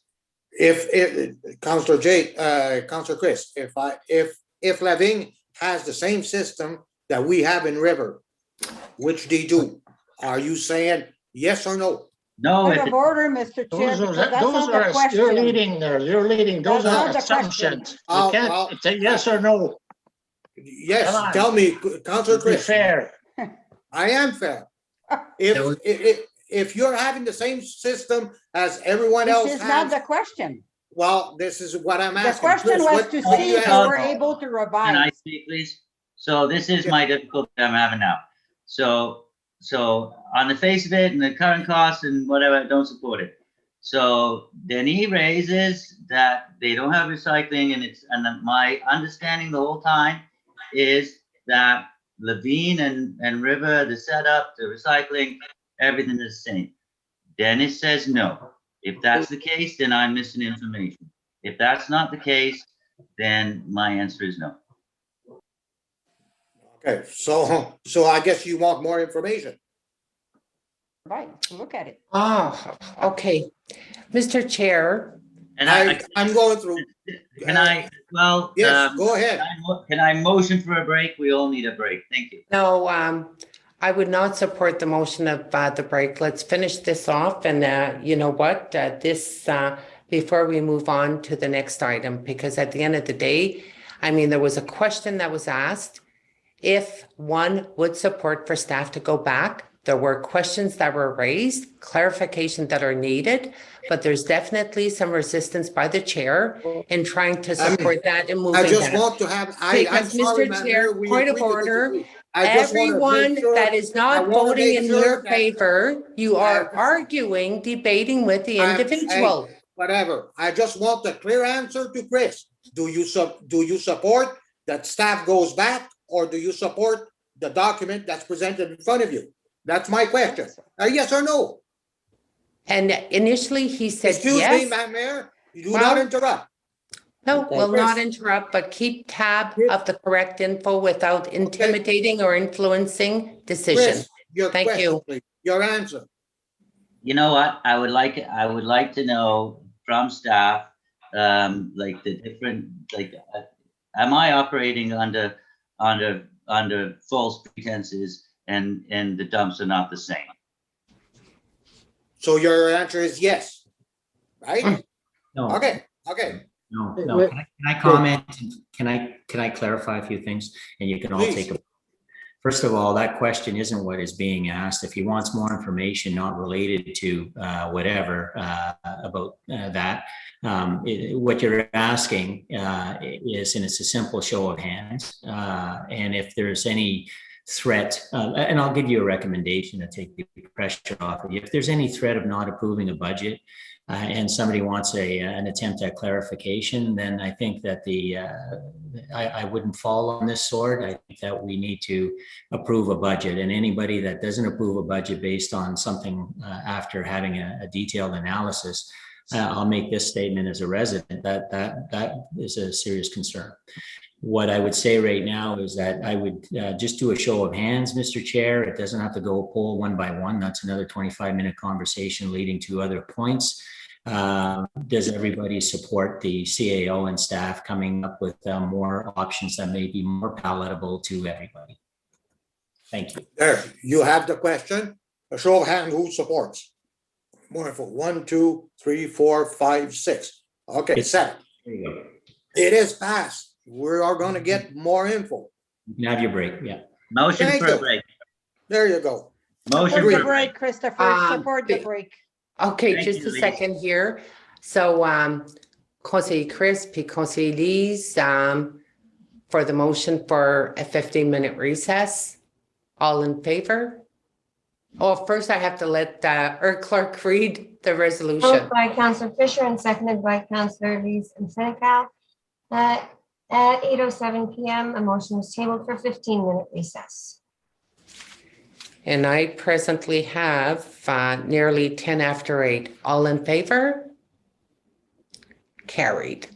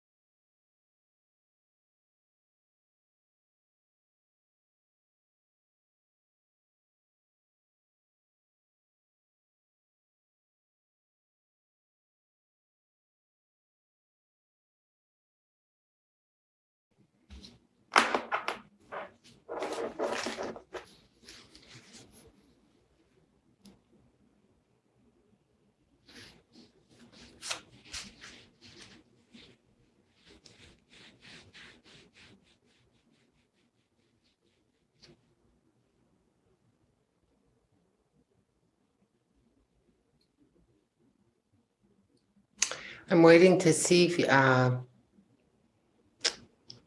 the joining of Conseil Chris and Conseil Yvon.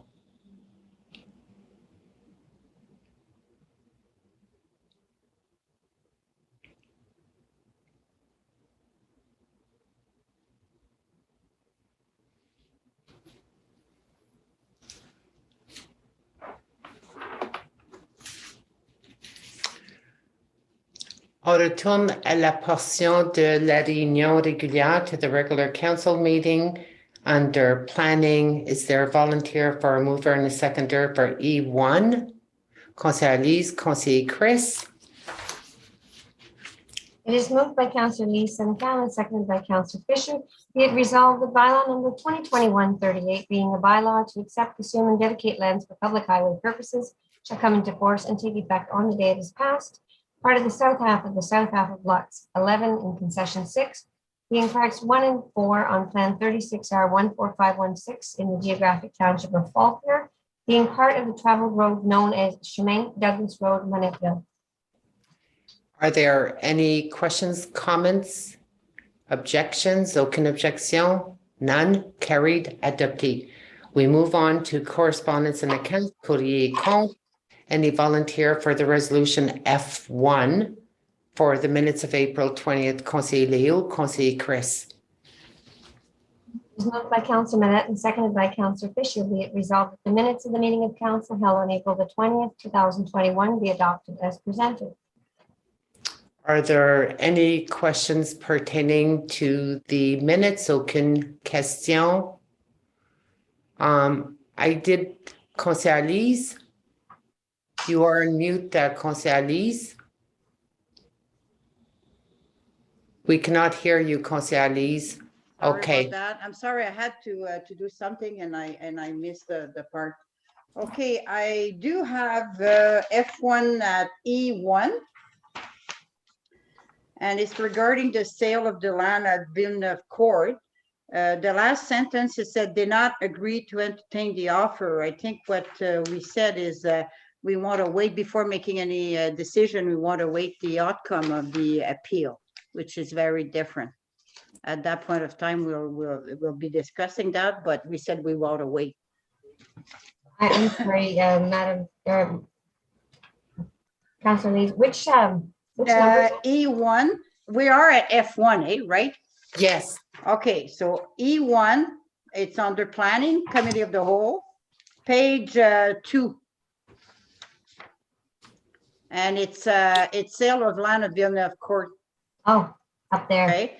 The first one, the first sentence is it is what it is, but the last one, it said council did not agree to entertain the offer. I think what council had said that we said that we will wait to see the outcome of the appeal before we'll discuss the matter. So that's a little bit of difference. They were talk about that, so I can see where you got Okay. that now, but So based on what's proposed, are we fine to have that reflected in the minutes? Conseil Chris? So to my mind, council did not entertain the offer. I understand what the point that Lisa is trying to make, but that statement actually describes Lisa's point as well. We didn't entertain the offer. So it's the same thing essentially, I think. Thank you. So maybe this, maybe just can I, like, since I can Conseil explain- Elise? Well, I can see what you're saying. It's not a big deal, but I mean, that mean the way it said, like council did not agree to entertain the offer, you can leave that, but add till that the appeal is concluded, then we'll have the discussion. I think that would reflect like both of us, what you're saying. And it's just that right now, and especially I think would like to be clear because especially like sometime that we don't all agree, that it comes back to discuss in 6-7 months, and then we got to go back to to everything. So if it's clear, I don't mind you leaving, if it said council did not agree to entertain the offer, but there's need to be until the appeal is, the result of the appeal is done, then we'll have the discussion. That's what we had said. So And I can did I make, listen. can I make a recommendation? Can we just add Yeah. until the outcome of the appeal? Yeah. Madam, a point of order, Madam Mayor? Yes, Conseil Leo? Well, you know, those are the clerk's minutes. They're not our minutes until they're approved by us. So that's what it was written by the clerk, so it's as is. So you don't change it. No, we can't. No, Conseil Leo, point of clarification, you can amend minutes. It's up to council to approve the proposed amendments. Amend minutes if there's an error in. Conseil Leo, one can bring an amendment and then we vote on the amendment. Now, I heard an amendment. I heard Conseil Chris providing his version, and I just trying to move it forward, saying, is it possible to just add until the outcome of the appeal? Jay? Madam Mayor, you know, your interpretation of amendments in general is accurate, but your procedural bylaw indicates that you're only correcting the clerk's minutes if there are factual errors. And so I think the conversation you want to have is the interpretation of what was agreed upon in 2 weeks. Was it specific, or 2 weeks ago, was it, or whenever it was it specific enough to say that you're not entertaining the offer until the LPAT decision comes in, or you weren't entertaining the offer in general? But that's how the, if the clerk's minutes basically are reflecting an accurate position. If it is inaccurate, then that's where council will get involved. Okay, so I guess the question here is point of clarification directed to you, Jay. Council did not agree to entertain the offer, so we did not entertain the offer. We did not discuss the offer based on waiting for an outcome of a decision pertaining to the appeal.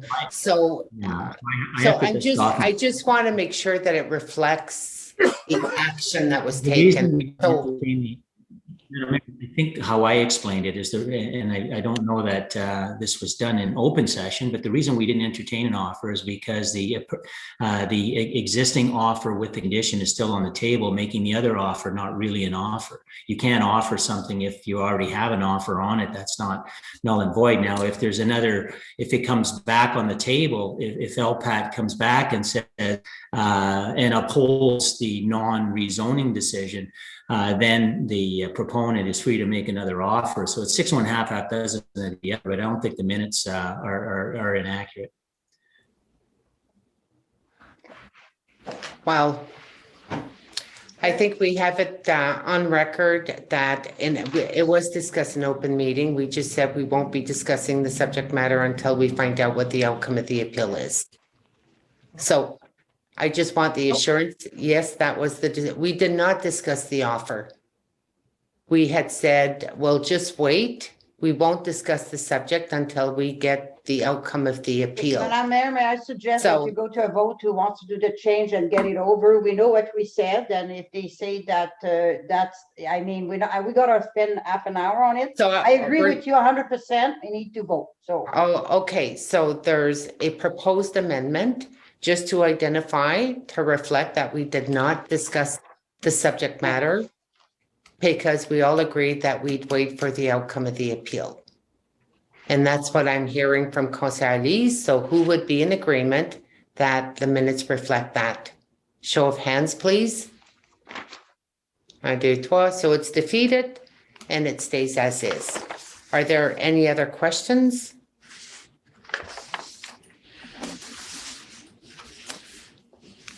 If there's no other questions, yes, I do. Conseil. No, I'm sorry. That's another place. Sorry. Okay, so coming back to the actual resolution pertaining to the minutes, if no objections, aucune objection, carried, adopté. Is there a volunteer to move and second the minutes for April 26th for the budget meeting? Conseiller Yvon, Conseiller Chris. Is moved by Councillor Duhaime and seconded by Councillor Fisher. Be it resolved that the budget meeting of council held on April the 26th, 2021 be adopted as presented. Any questions or comments? Any objections? Aucune objection. Carried. Adopté. Is there a volunteer to move and second the following as far as the minutes for the Police Services Board and the West Nipissing Accessibility Advisory Committee? Conseiller Dan, Conseiller Léo. Il est proposé par Councillor Vida, appuyé par Councillor Marette. Be it resolved that the minutes of the following boards and committees be received. West Nipissing Police Services Board, October 21st, 2020. West Nipissing Accessibility Committee, February the 4th, 2021. Are there any questions or comments? I'm just asking a question, nothing to do with the actual minutes. It has to do with the police board minutes of October 21st. Just to section 12, there's to be a scheduled presentation from the board or the OPP to the municipality regarding to the new billing model. Is there an anticipated date of when that presentation can be ready and provided to council? If not, it can follow with a date. Yeah, no, I'd have to follow up with that. So Inspector Mayville is actually working on on a sort of provincial project to do a policing presentation, and I was going to get him to do that. But anything to do with the billing model would not be Inspector Mayville. That would come from the people, the accountant type people, not the operation type people, and we'd have to arrange that probably through Inspector Mayville. But it wouldn't be the local police. It would be somebody from head office. Okay. I can do that if that's council's desire. Thank you. Well, I think council had agreed to a presentation. I think would that not fall under, maybe our CEO has the contacts to be able to coordinate that presentation to council. Would that be doable, Jay? If that's council's wish, sure. Okay, well, it was. I'm just doing a follow-up. I can't recall. Okay, that's what was identified in the minutes. So I think when it comes to budget, anyway, just doing a follow-up and stay tuned and find out the date. Okay, so are there any other questions or comments? None? Any objections? None? Carried. Adopté. On procède avec les affaires nouvelles, new business. Okay, so there's quite a multitude of resolution. Volunteer to award the supply of calcium. A mover and a seconder, Conseiller Denis, Conseiller Chris. It is moved by Councillor Denise Senecal and seconded by Councillor Fisher. Whereas quotations for the supply of liquid calcium for the 2021 season were received by the Manager of Public Works, and whereas 2 quotations were received for the supply of liquid calcium, and whereas the Manager of Public Works has reviewed the quotations and is satisfied that the award being recommended herein consists of the best prices meeting all specifications for 2021, and whereas Council concurs with the recommendation, be it therefore resolved that the quotation for the supply of liquid calcium for 2021 be awarded to Pollard Distribution, having submitted the lowest tender price of 0.2975 per liter plus HST meeting all specifications. Any questions or comments? Any objections? Aucune objection, none. Carried. Adopté. We move on to the next one, the award for granular resurfacing project. Conseiller Denis, Conseiller Yvon. It is moved by Councillor Denise Senecal, seconded by Councillor Yvon. Councillor Duhaime. Whereas quotations for the 2021 granular resurfacing project for the West Nipissing municipal area were opened publicly on April the 15th by the Director of Corporate Services and the Public Works Manager. And whereas the Manager of Public Works has reviewed the quotations and is satisfied that the award being recommended herein consists of the best prices received, and whereas Council concurs with the recommendations received, be it resolved that the quotations for the 2021 granular resurfacing projects for the municipality be awarded as follows, having submitted the lowest quotation meeting all of the specifications. Lafreniere Road, Ed Seguin and Sons, $139,872. North-South Road, Ed Seguin and Sons, $203,676. And Rainville Road, Ed Seguin and Sons, $113,129. Any questions or comments? Any objections? Aucune objection? None. Carried. Adopté. The next one, authorization to apply for funding for the field outdoor rink project. A mover and a seconder. Conseiller Chris, Conseiller Leo. It was moved by Councillor Fisher and seconded by Councillor Millet. Whereas at a council meeting held on April the 14th, staff was directed to apply for available funding opportunities for the field outdoor rink project. Be it resolved that Council for the West Nipissing Municipality authorizes the Director of Economic Development and Community Services to submit a funding application to the Northern Ontario Heritage Fund Corporation for the field outdoor rink project.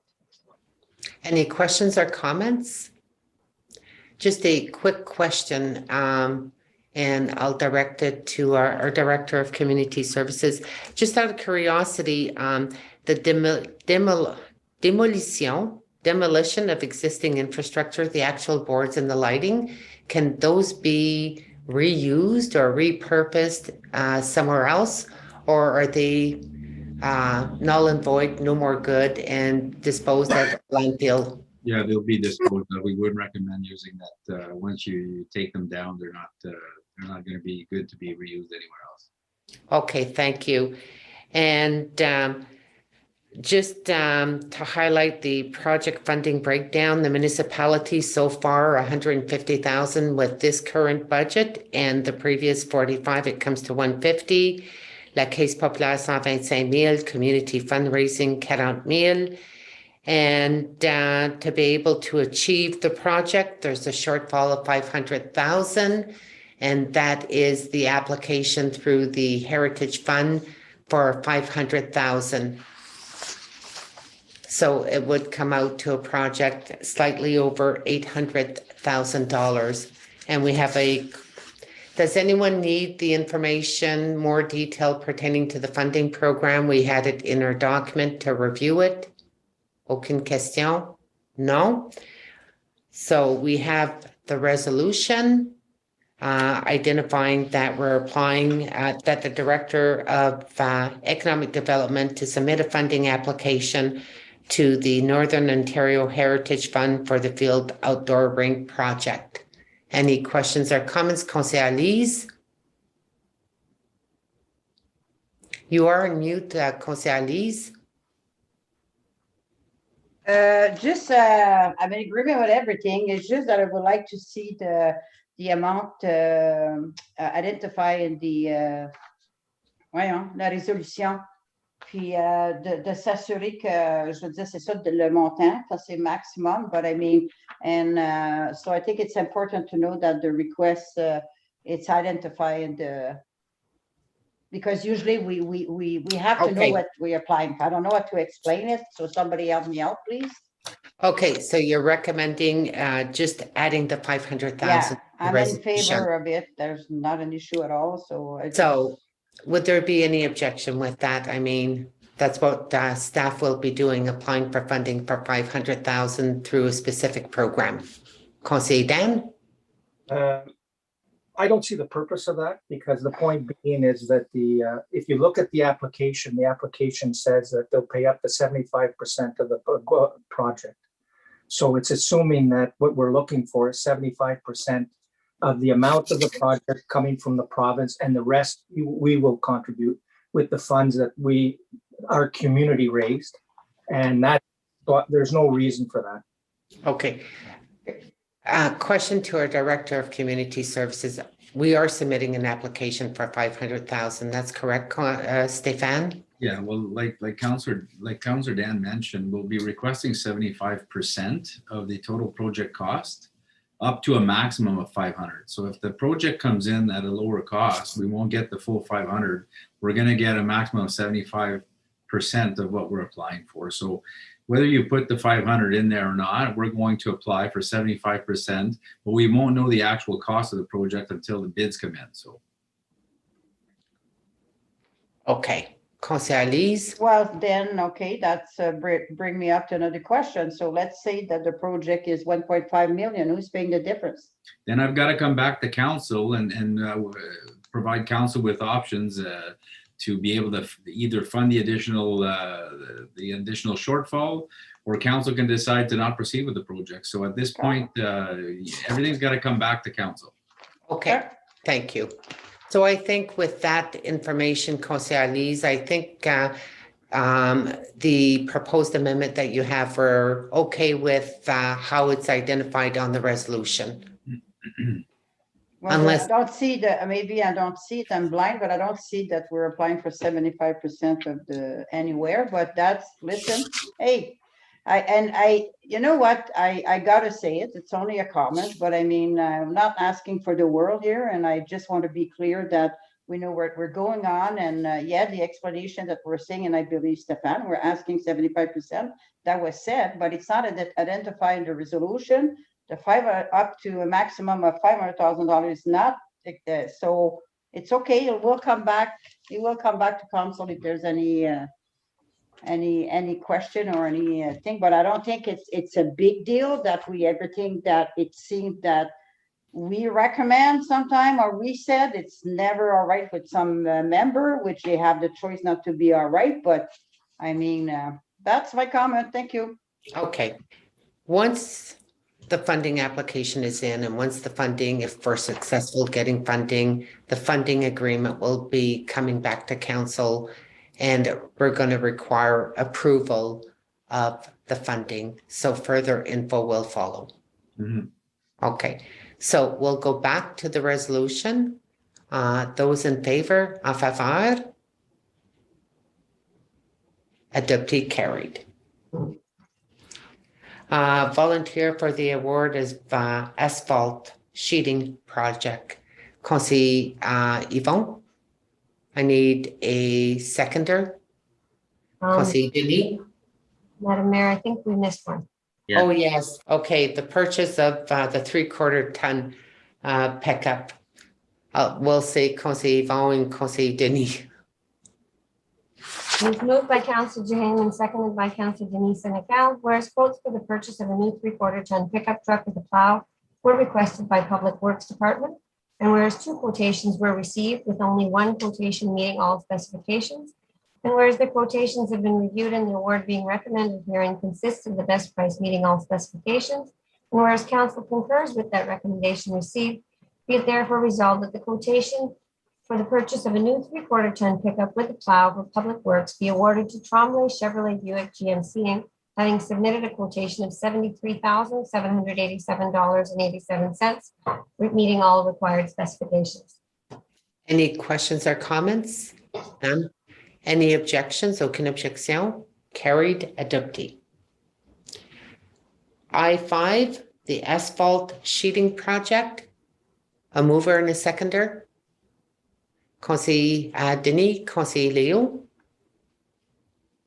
It is moved by Councillor Denise Senecal and seconded by Councillor Mallette, whereas quotations for asphalt sheeting projects were opened on April 29, 2021 by the clerk and the Public Works Manager, and whereas 2 quotations were received, and whereas the quotations have been reviewed and the award being recommended herein consists of the best prices meeting all specifications, and whereas council concurs with the recommendation received, be it therefore resolved that the quotation for the asphalt sheeting projects be awarded to Pioneer Construction, having submitted the lowest quotation of $140,120, meeting all specifications. Any questions or comments?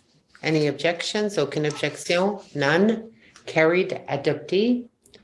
The next for the asphalt patching project. A mover and a seconder. Councillor Denis, Councillor Leo.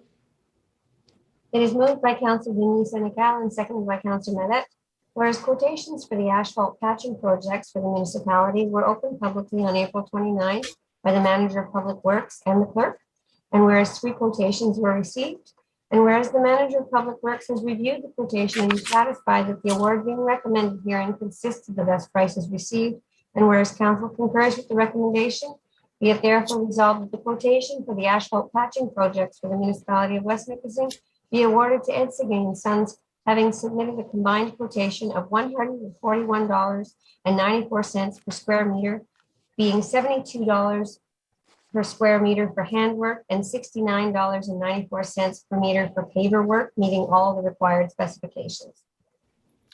Any questions, comments, any objections? Aucune objection? None? Carried. Adopté. Pertaining to the adoption of the 2021 municipal expenditure estimates for 2021. Mover and a seconder. Conseiller Lise. Conseiller Chris. It is moved by Councillor Lee Senecal and seconded by Councillor Fisher. Whereas deliberations were held at special budget meetings held on March 1st, 3rd, 10th, 15th, 22nd, 24th, 29th, 31st, April 14th, 2021 to discuss municipal expenditure estimates for the year 2021. Be it therefore resolved that Council for the Corporation Municipality of West Nipissing approves the municipal expenditure estimates in the amount of $33,325,900, which represents a general tax levy of 2%. Okay, there were a lot of changes. Kudos to staff for providing a revised booklet for the municipal budget and also capital. There may be some questions. I'm not too sure. Is our Director of Corporate Services still around? Good. Okay. So we have the memo of Alyssa. Maybe I'm just going to pass it on to you, Alyssa, just to give us a quick overview. And then if there's any questions, so we can move forward with the resolution after. Sure. So before the resolution, there is a memo, and you did get the new capital book and the new operating workbook for the municipal. But I did put a little chart together just of the changes.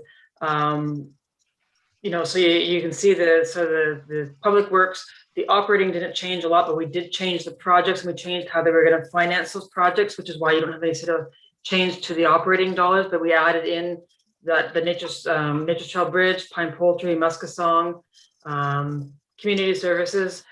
Again, remove that dehumidifier project from its capital list. We switched that community projects from being funded through operating to funded through reserves. Took out the community initiatives that went along in economic development, just sort of took that part out entirely. We did add amounts to Eau Chateau, so we added that $100,000 transfer to reserve to Eau Chateau. And then the bottom part kind of summarizes where all the extra sort of funds are coming from then, and that we had that little bit of cannabis funding that got announced sort of late, that got added in. We added in that special funding for that 1 year, 50,000 special funding for the West Nipissing General Hospital. So when all is said and done, in order to reach that 2% target levy, there'll be $752,000, $856 coming from general reserve. Which is about where we were kind of at Jay's second memo, and then we just looked at what we could move around and things like that, and how we could fund things differently. But that's what we've got coming from general reserve in order to meet the 2%. Thank you so much for the explanation. Conseiller Lise, you have a question, a comment?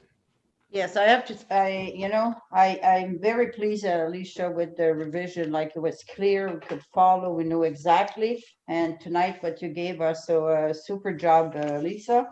Just do have a question. I had a couple, but this one, if I don't, everything, I don't have an issue at all, but question at page 29, and it's regarding the COVID relief fund.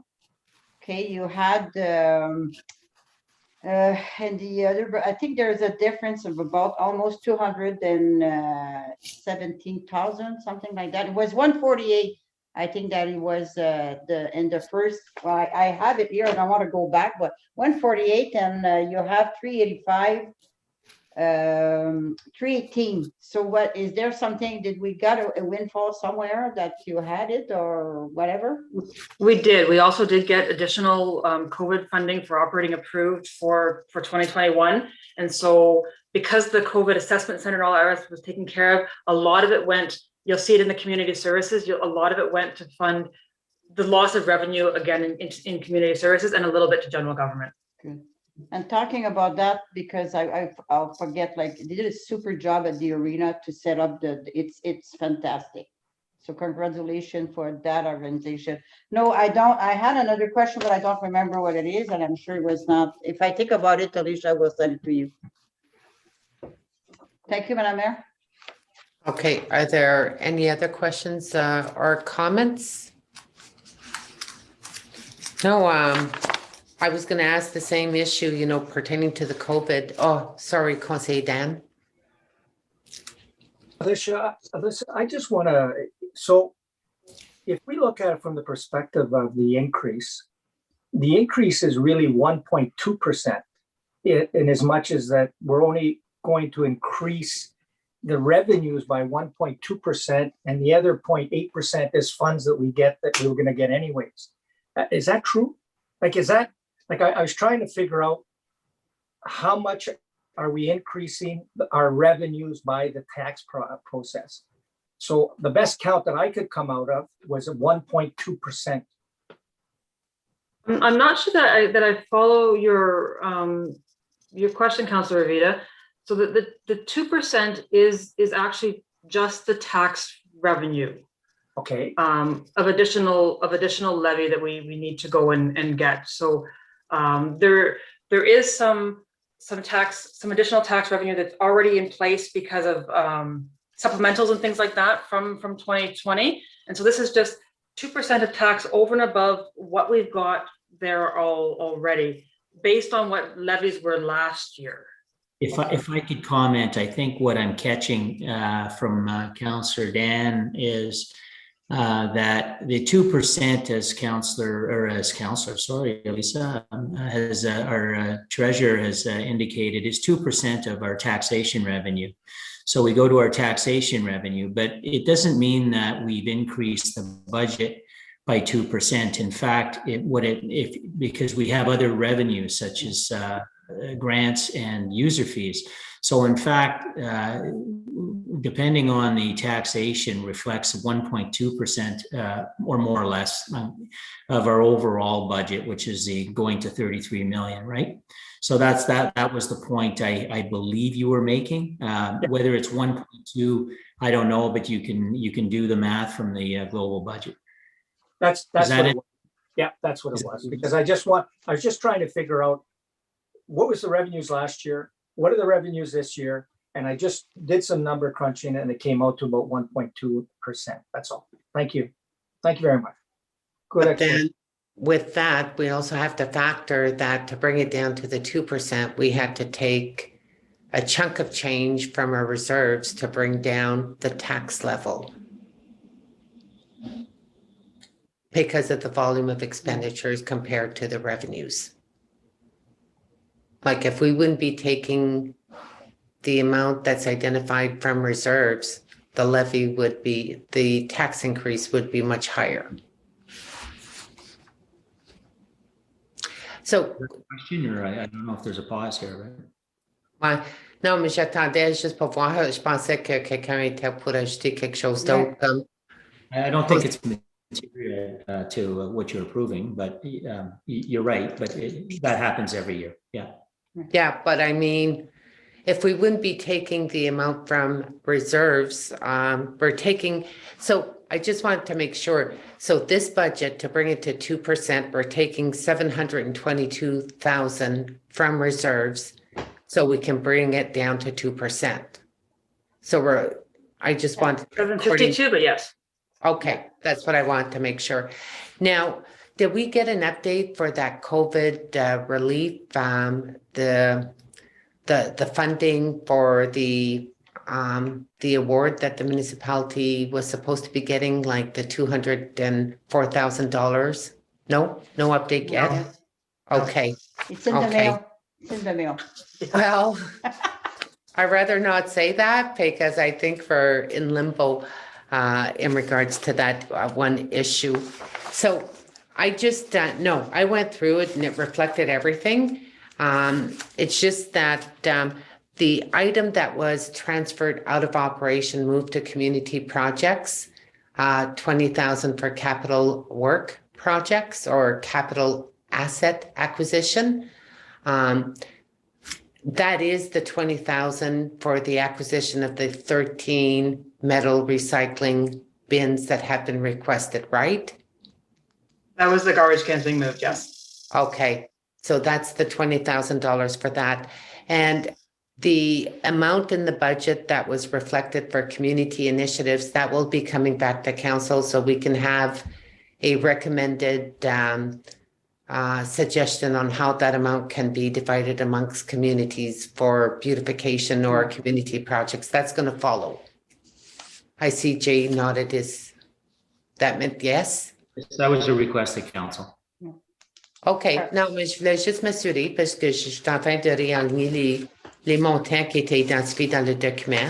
OK. Conseiller Alice, avais-tu autre question? Non, c'était justement ça que je voulais demander parce que je sais qu'il y a eu des questions qui étaient posées à l'extérieur de la communauté qui voulaient savoir comment, puis qu'il y avait apparemment qu'il avait entendu parler qu'il y avait des argents qui seraient peut-être distribués. And we had discussed it at budget time that it would be brought to council to the way we got to be divided or percentage. I don't know, like it would be a recommendation brought by council, by staff. As Jay stated. Steph? Steph? Unmute, Steph. I've been working with Lynn Zaheim. She's the one that's year in, year out working with our volunteer groups in various communities. And she'll have something ready for council for our next meeting as council has requested. That being said, there are volunteer groups that are ready to start planting flowers and purchasing mulch and flowers and whatnot. So is it council's wish that we put a hold on everything and advise all of our community groups that we're not going to proceed with POs to buy flowers or mulch or for them to start right away, and that once we have council's direction on how council wishes to spend that money, then we'll go back to the groups and give them the go ahead to move forward with their plans? Is that the intent? Because right now, like in years past, the groups that are organized and ready to go are already calling Lynn and asking to see if they can get supplies to get their beautification work underway. Correct me if I'm wrong, but I don't think the intent was to create any hardship to any groups. I think that there was my interpretation and an understanding that council wanted to see how that amount of dollars, that pot of dollars could be prorated and accessible to each community. And I think we wanted to find out exactly, is it divided equally? Is it per capita? So this way, if any elected official or members from their ward wishes to work with community groups in their community, at least they have some startup fund for a community project. That was sort of my understanding, that it would come back and we'd be given some type of recommendation on how it could be distributed amongst the various communities. So may I ask a question to Stéphane? Conseiller Lise? Stéphane, what you said that Lynn already got a request. So obviously if it's from a community that used it before, I mean, they were approved last year, they should be approved because it's just, I guess we need to make sure it cannot be equal. I think there's got to be a formula somewhere, but we don't want to delay any project also. So if somebody, you know, the amount of money you have in there, if somebody's asking for $10,000, one community, you know that, I mean, you got to wait till, but if it's the same as last year and it was approved last year, well, I don't think they're going to get less than last year, right? Or a little bit, I mean, you got to be the judge of that because. Yeah, I think moving forward, if council wants to get down to that level of how many flowers we put in each community and have a formula based on per capita or whatnot, I think we're going to have to develop a policy on that, because year in, year out, Lynn works with groups that, with communities that have groups and volunteers that are willing to put their time and energy into beautifying their own communities. So if council is seeking a direct policy that basically will provide direction for us as staff to spend that money year in, year out, that's fine. We'll develop that policy. But as we stand right now, we don't have set policy that we're currently following.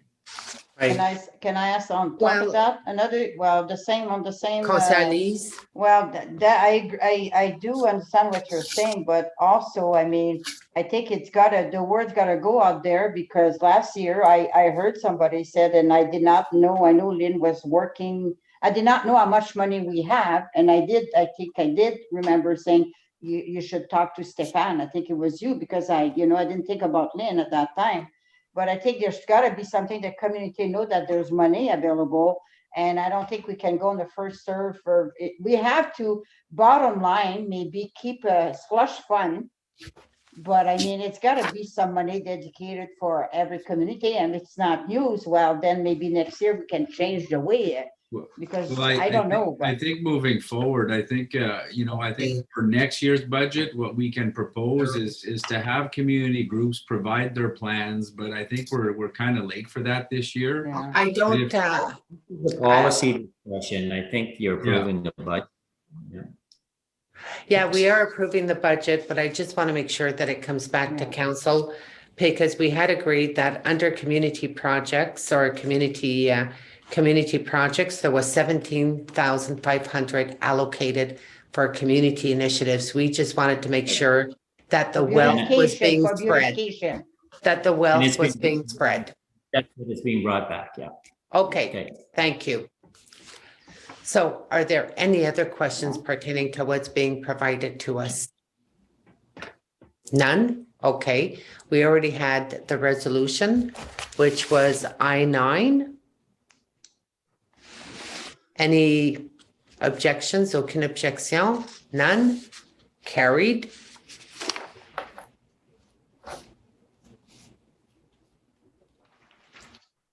Now we need adoption for the 2021 water and wastewater expenditure estimates for 2021. A mover and a seconder. Conseiller Dan? Conseiller Yvon? It is moved by Councillor Rivita and seconded by Councillor Duhaime. Whereas the special budget meeting of council held on the 26th of April 2021, deliberations were held to discuss expenditure estimates for water and wastewater for the year 2021. And whereas council approved the expenditure estimates for water and wastewater for the year 2021, be it resolved that council for the corporation of the municipality of West Nipissing approves the expenditure estimates for water and wastewater in the amount of $6,363,595 for the year 2021, which represents a general levy increase of 1.98%.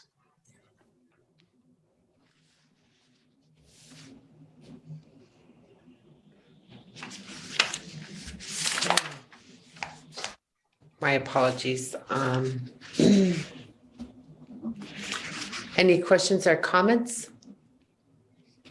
None? Any objections? Aucune objection? None? Carried, adopté.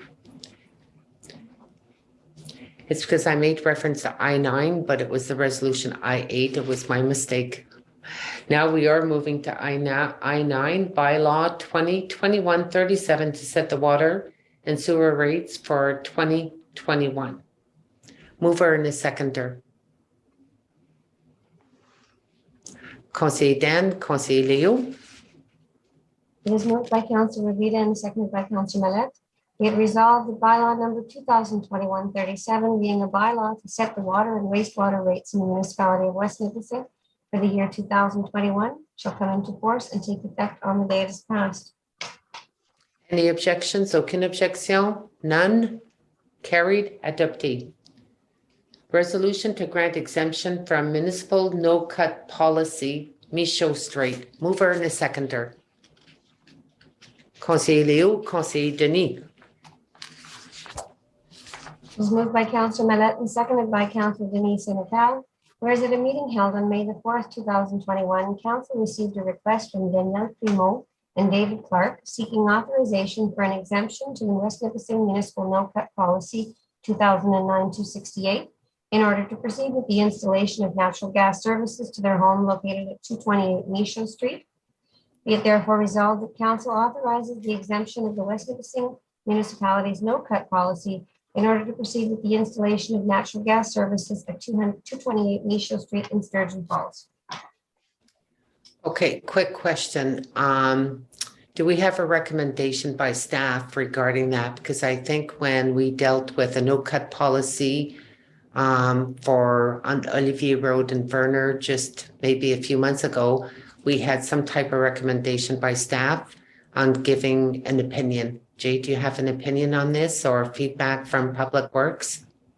Not in the same manner as Olivier Road. There was they're all individual, and I mean, I don't want to bias one way or the other. There's valid, needs from residences, but there's also the spirit of what the policy is, which in essence, is to maintain the integrity of our roads. That's a very busy road.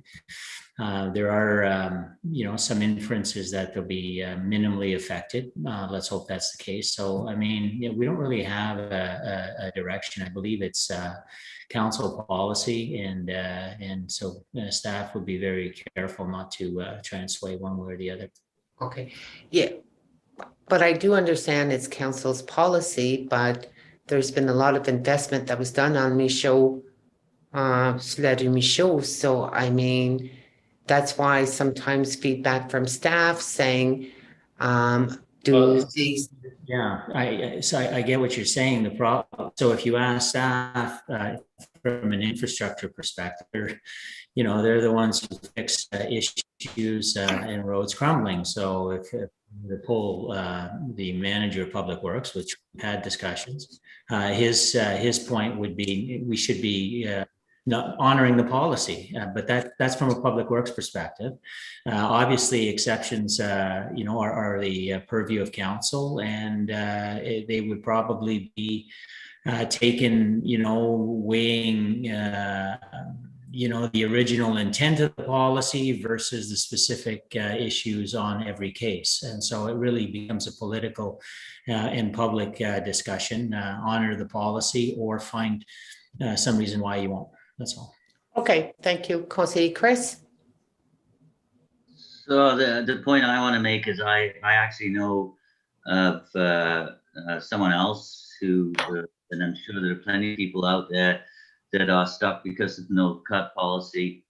And my concern is if we say yes to this one, then we're going to have a very difficult time saying no to anybody else that sends us a letter, and we're going to be hacking our roads to pieces long before it's due, and that's not good for our roads. So while I sympathize and understand, I think we have to take a stand one way or the other, and the danger in saying yes is that then how are you going to justify saying no to when in the next number of weeks we get a barrage of requests for exemption to the no cut policy. So as hard nosed as it might be, my answer is no.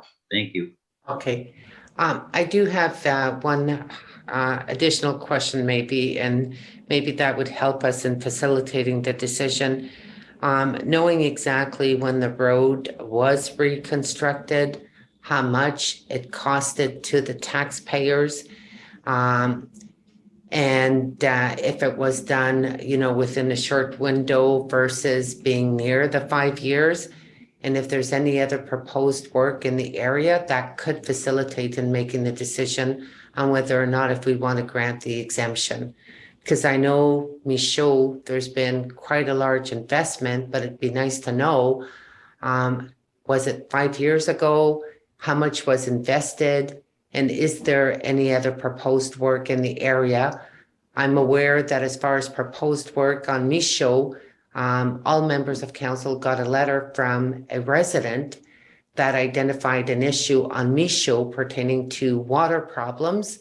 So could this be deferred and that we can get this info and from that info make the decision? To me, I just want to work with something that I can justify a yea or nay. Would people agree for it to be deferred and brought back with additional information to facilitate the decision? Can I see a show of hands, please? May I have something? Yes, Mel? Through you, Madam Chair, I do have the year that it was done, but not the amount. Okay. It was done in 2019. But I'd also like to know, everyone was sent documentation from a resident, which is on Michaud, which has issue with water problems. I don't know whether or not if that could be combined, if it needs to be addressed and do some remedial work, and if it affects the road. Well, So obviously, Your Worship, it doesn't, it's not at the same location. So it's really, and secondly, the drainage issue on Michaud, I don't believe would affect a cut of the road. I believe it's a separate issue that they're looking at. And I believe that's being addressed by Public Works. But this case here stands on its own. I don't, the very specific price of what the contract was from going from highway or from Front Street all the way down, I'm not 100% sure that's material. You know what your paving projects are. They're expensive. And so, the issue is that, yes, there's probably $500,000 spent there. And the issue is that you will have, a carving out of newer pavement, 2-year-old pavement. I was going to answer 2 years. Thank you, Melanie, but that's what Sean gave me. So there's 3 years left on the no cut. And I think that you have enough information, but it's up to you. If you want, and by the way, you kind of did all that, so I answered your questions. Now you're proposing a deferral. I don't know if you still want based on the answers you got. well, I'm no longer proposing a deferral. I was looking for that type of information. But anyway, it's up to council to make a decision if they want to honor or not honor based on the information that has been provided. I do have a question. Conseil Alice? Okay, first of all, remind me, I remember that permission was given because person had built a new house and they had no way of eating. So there was something that happened and missed them. I don't know, but they needed, we gave permission because they needed to have eat, right? This house, this place, is it a new building? Because gas is not, I guess gas is just coming on Michaud, right? You don't know, Jay? My understanding, no, I don't have, I'm trying to shuffle through to see. I spoke to the individual. I got a hand shoved in my face there. No, but I think Yvonne, I will say, Councillor Yvonne was saying same thing. He had a boiler, it broke down. Okay. And he finds he wants a more efficient source of heat. And so he is approached Enbridge or natural gas people, and he found that was the solution. But that natural gas needs to connect at a certain point on the other side of the street, actually, about 2.5 feet in, and then they would bore through, is my understanding of what the process would be. So Councillor Duheim, I know, dealt with it specifically.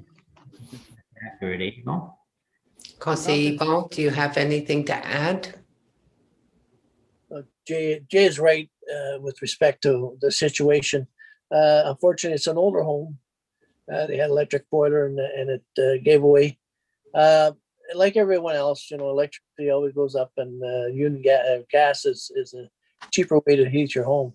So I remember him speaking to me, and he spoke to me many times about it. I spoke to Sean about it, and I know we have a policy, and I specifically cleared it with him that the policy was there and that it had to be approved by council. And that I told him to speak to Jay in a matter to get it on the agenda. Older home situation is, they're a young couple wanting to do renovations in the house with respect to the heating part of it, and unfortunately, with the no cut, that means it'd be 3 years of what source of heat could they have, like Jay mentioned, it's on the other side of the road, but they would bore a good part of that to the house, meaning that a small portion of the road would be cut, but nevertheless still cut. And I'd like to see it happen, but I mean, I'll go with the council's decision. but it's unfortunate for them. Thank you. Conseiller Chris, Conseiller Alice, Conseiller Rowley, Conseiller Leo. So I just want to say that so other people have been stuck because there's no cut policy, and I believe, and somebody can correct me if I'm wrong, but generally what people do is they go to propane, and then those devices are generally, you're able to switch them over to natural gas when the time comes. So I believe what people do is they sort of use propane as an interim step. They wait for the ability to cut the road, and then they put the things in. I think that's how it's done. So I guess that's immaterial, but I still think that we're opening a can of worms. Thank you. Okay, Conseiller Alice. Well, I mean, it's an emergency. There's a solution like that they could find, because I know some people that was eating in propane and then it can be changed to gas. But I mean, I don't know at this point of time. And if I understand correctly, they will not be cutting the road from right through it, just a portion. Is that, who can answer that? Like, That's correct. That's correct. Who did that? Which voice was that? That was Jane. Ah, okay. Okay, so I mean, you know what? I know that there's specific reason, and I know we gave permission to that road that you mentioned a little bit early, because it was a specific reason. It was not because, oh, well, I don't want to do change. If they have till the winter, and maybe that could be the solution. Maybe well, I'm sure they inquire, but I mean, it's cheaper. And if you want, it's very expensive hydro today. And I think, is Mitchell Road with Sudbury Hydro? Yes. Okay, so that's a lot Okay. better than, okay, so Yeah. I'll go with the majority, but. Conseiller Rowley. Puis Conseiller Leo. Well, I'd like council to follow the rules that we've set. If we've got a 5-year no cutting policy, we should follow it. There are other options, like Councillor Fisher mentioned. There is it's the same furnace if you go with propane or natural gas. So you can switch over, which is minimum cost once you've passed that 5-year term. A road is never the same once it's cut. And if the person really wants to have natural gas, you could just bore under the highway, which is doable. It's costly, but it is doable. So we have to protect our roads. We spend hundreds of thousands of dollars on paving. And I say, let's follow the rules we've set. How do you say to the next one, no, you can't, if we give this one the go ahead, and there's no plan in the future to repave that road? The time that we did a cut was because this year we were repaving the second paving on that road, so we give the okay. But there's no intention of that now, so I say no. Let's follow our bylaws the way it was meant to be. Thank you. Conseiller Leo. Well, I know it's for each individual, and I know like Yvonne said, Councillor Yvonne said that they're switching from electric to gas, and I know we have a policy, and that's why it comes back to us every time there's a request, and no, I'm okay with it. Thank you. Okay, so might as well, if there's no further questions required. Can I just make a comment? Conseiller Chris, Conseiller Dan, I was going to call it to a vote. I think we've been beating this from every angle, to commodity of the individual and to the road. Conseiller Chris. So I just to Lisa's point, the one we approved, it was to do with the fact that it wasn't going to affect the infrastructure because we were doing work on that road anyway. So it's quite a different situation. I did not know that. So thank you. I did not know that. Yeah. Conseiller Dan. I guess my question would be to Councillor Jaime. that property is adjacent to the parking lot at Jardin Restaurant. And I'm just wondering, did Enbridge just say that they're connecting across the street because it's very easy for them? And you know, like, is there another way of connecting? Because, like, you know, that property is adjacent to the parking lot. Natural gas must be around true. also. So I'm wondering, maybe it's Enbridge just came back and said, this is the fastest way, and this is the cheapest way, and this is the only way. I don't know. You got more experience than I have on that, Yvonne. What do you think on that?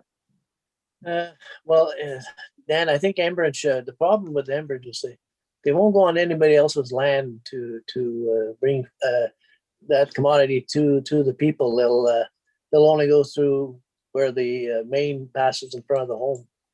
Okay.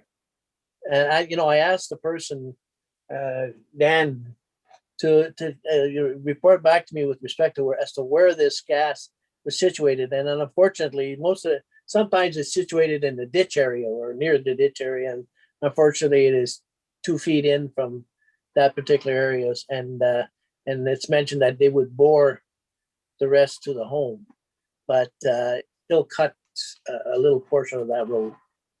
And I couldn't, I told them that there was a policy, and I couldn't approve it myself, or it had to be approved by council. Okay. So I think we got so many points that clarified. So let's just call it to a vote. And the resolution has been read, authorizing the exemption for the no cut policy. Those in favor, please provide a show of hands. 1, 2, 3. In favor of no cut, you're saying? Well, authorizes an exemption. Read the Oh, resolution.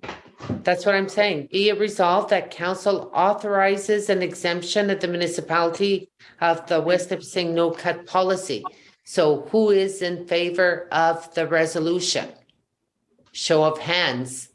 1, 2, 3, 4 defeated.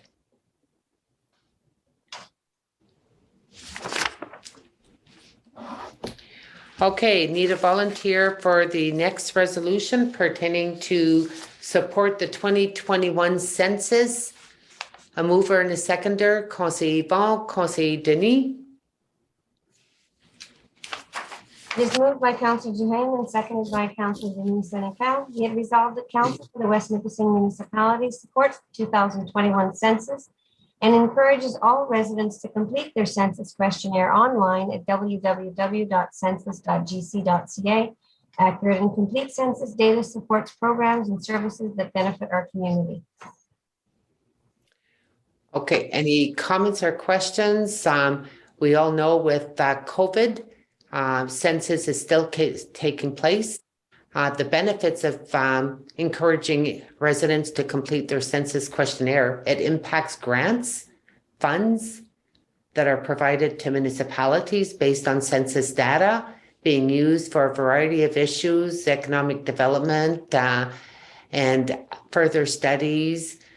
We even saw it, throughout COVID for the vaccination rollout where they were using the data from the previous census. We know that with the pandemic, door to door, so they're really promoting the factor of online and through telephone, making arrangements with those that may have any issues with the online version. But I think what we want to do is we know it's taking place in our backyard. It's taking place throughout the country at the same time, but we want to make sure that A, we're aware, and B, encouraging our residents, if it's brought up to your attention, that they participate and complete their online questionnaire. Conseiller Chris? So I just mentioned a couple things. I got mine today, and I did do it. It took about 10 minutes. So the one thing that people might not realize about the census is that it is required to be filled out by law. It is the law that you fill out your census information. Thank you. I know that, and thank you for sharing that part, but normally that's not they try to really encourage active participation before going with the enforcement issue. But in general terms, we've had good participation. We want to continue for people to participate. We're living in extraordinary circumstances, and some people, you know, at the end of the day, priorities may shift, but we still have a fiduciary, or not a fiduciary, but as elected officials encouraging our residents to participate. Conseil Rowley? Thank you, Madam Mayor.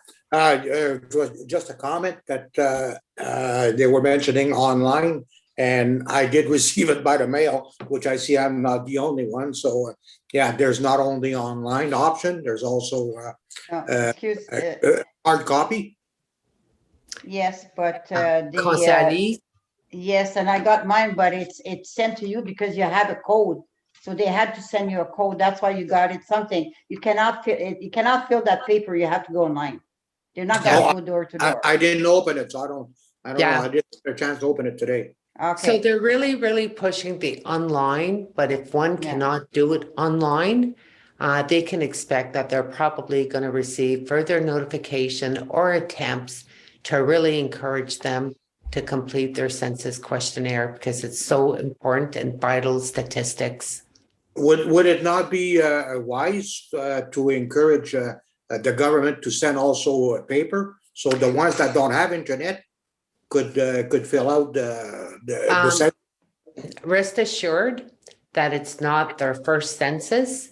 They know the number of households. Those that do it online, well, then automatically they don't have to pursue those individuals, and other mechanisms and strategies are used afterwards. Okay. Okay, so Yeah. rest assured that the way that people are asked to participate, they have more than one way, but they're really pushing for the online version due to the pandemic, which is a situation which is different. Okay, thank you. In this area, I'll be helping anybody that needs help on this. We got fairly good internet now, so we'll be going online. All right. Okay, thank you. Conseil Chris? So, yeah, so there is, you need the code most importantly. If you can't get online, there's a number and they will send you a paper questionnaire. So that is taken care of in this submission.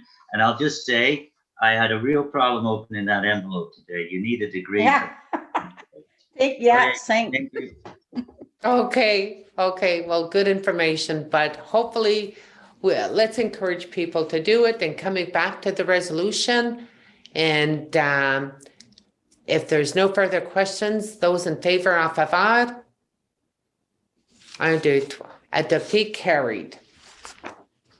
Madam Mayor, it's time to, it's 9:32. Okay, so then I need a mover and a seconder for the resolution to go beyond the curfew. I can support the resolution. Okay, Conseil Elise, Conseil Yvon. It is moved by Councillor Lee Senecal and seconded by Councillor Duhaime.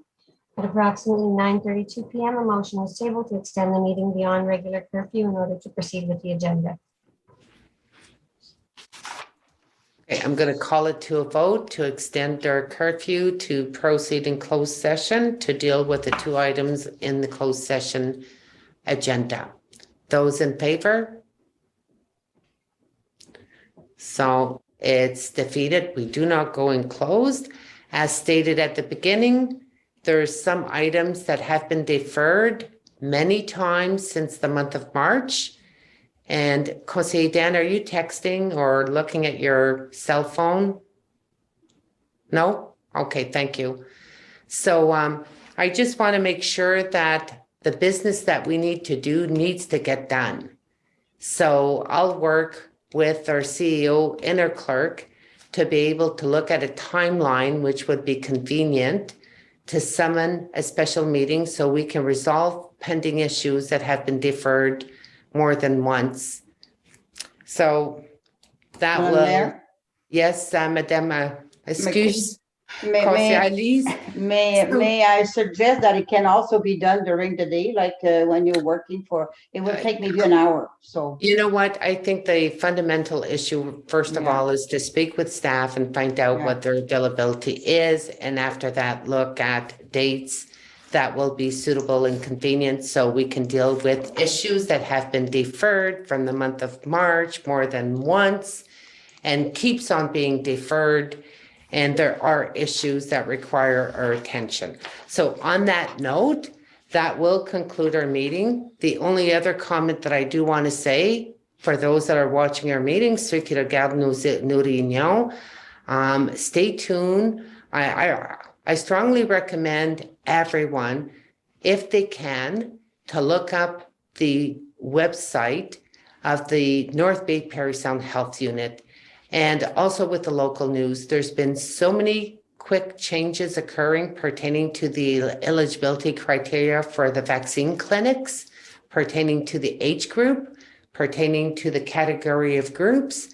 And we still have clinics that are being coordinated here in West Nipissing and within the district. So I encourage our residents, those that have not received the vaccine, to stay in tune with the current information that keeps on changing basically on a weekly basis. And I think that's important because we want to get as many vaccines in the arms of people.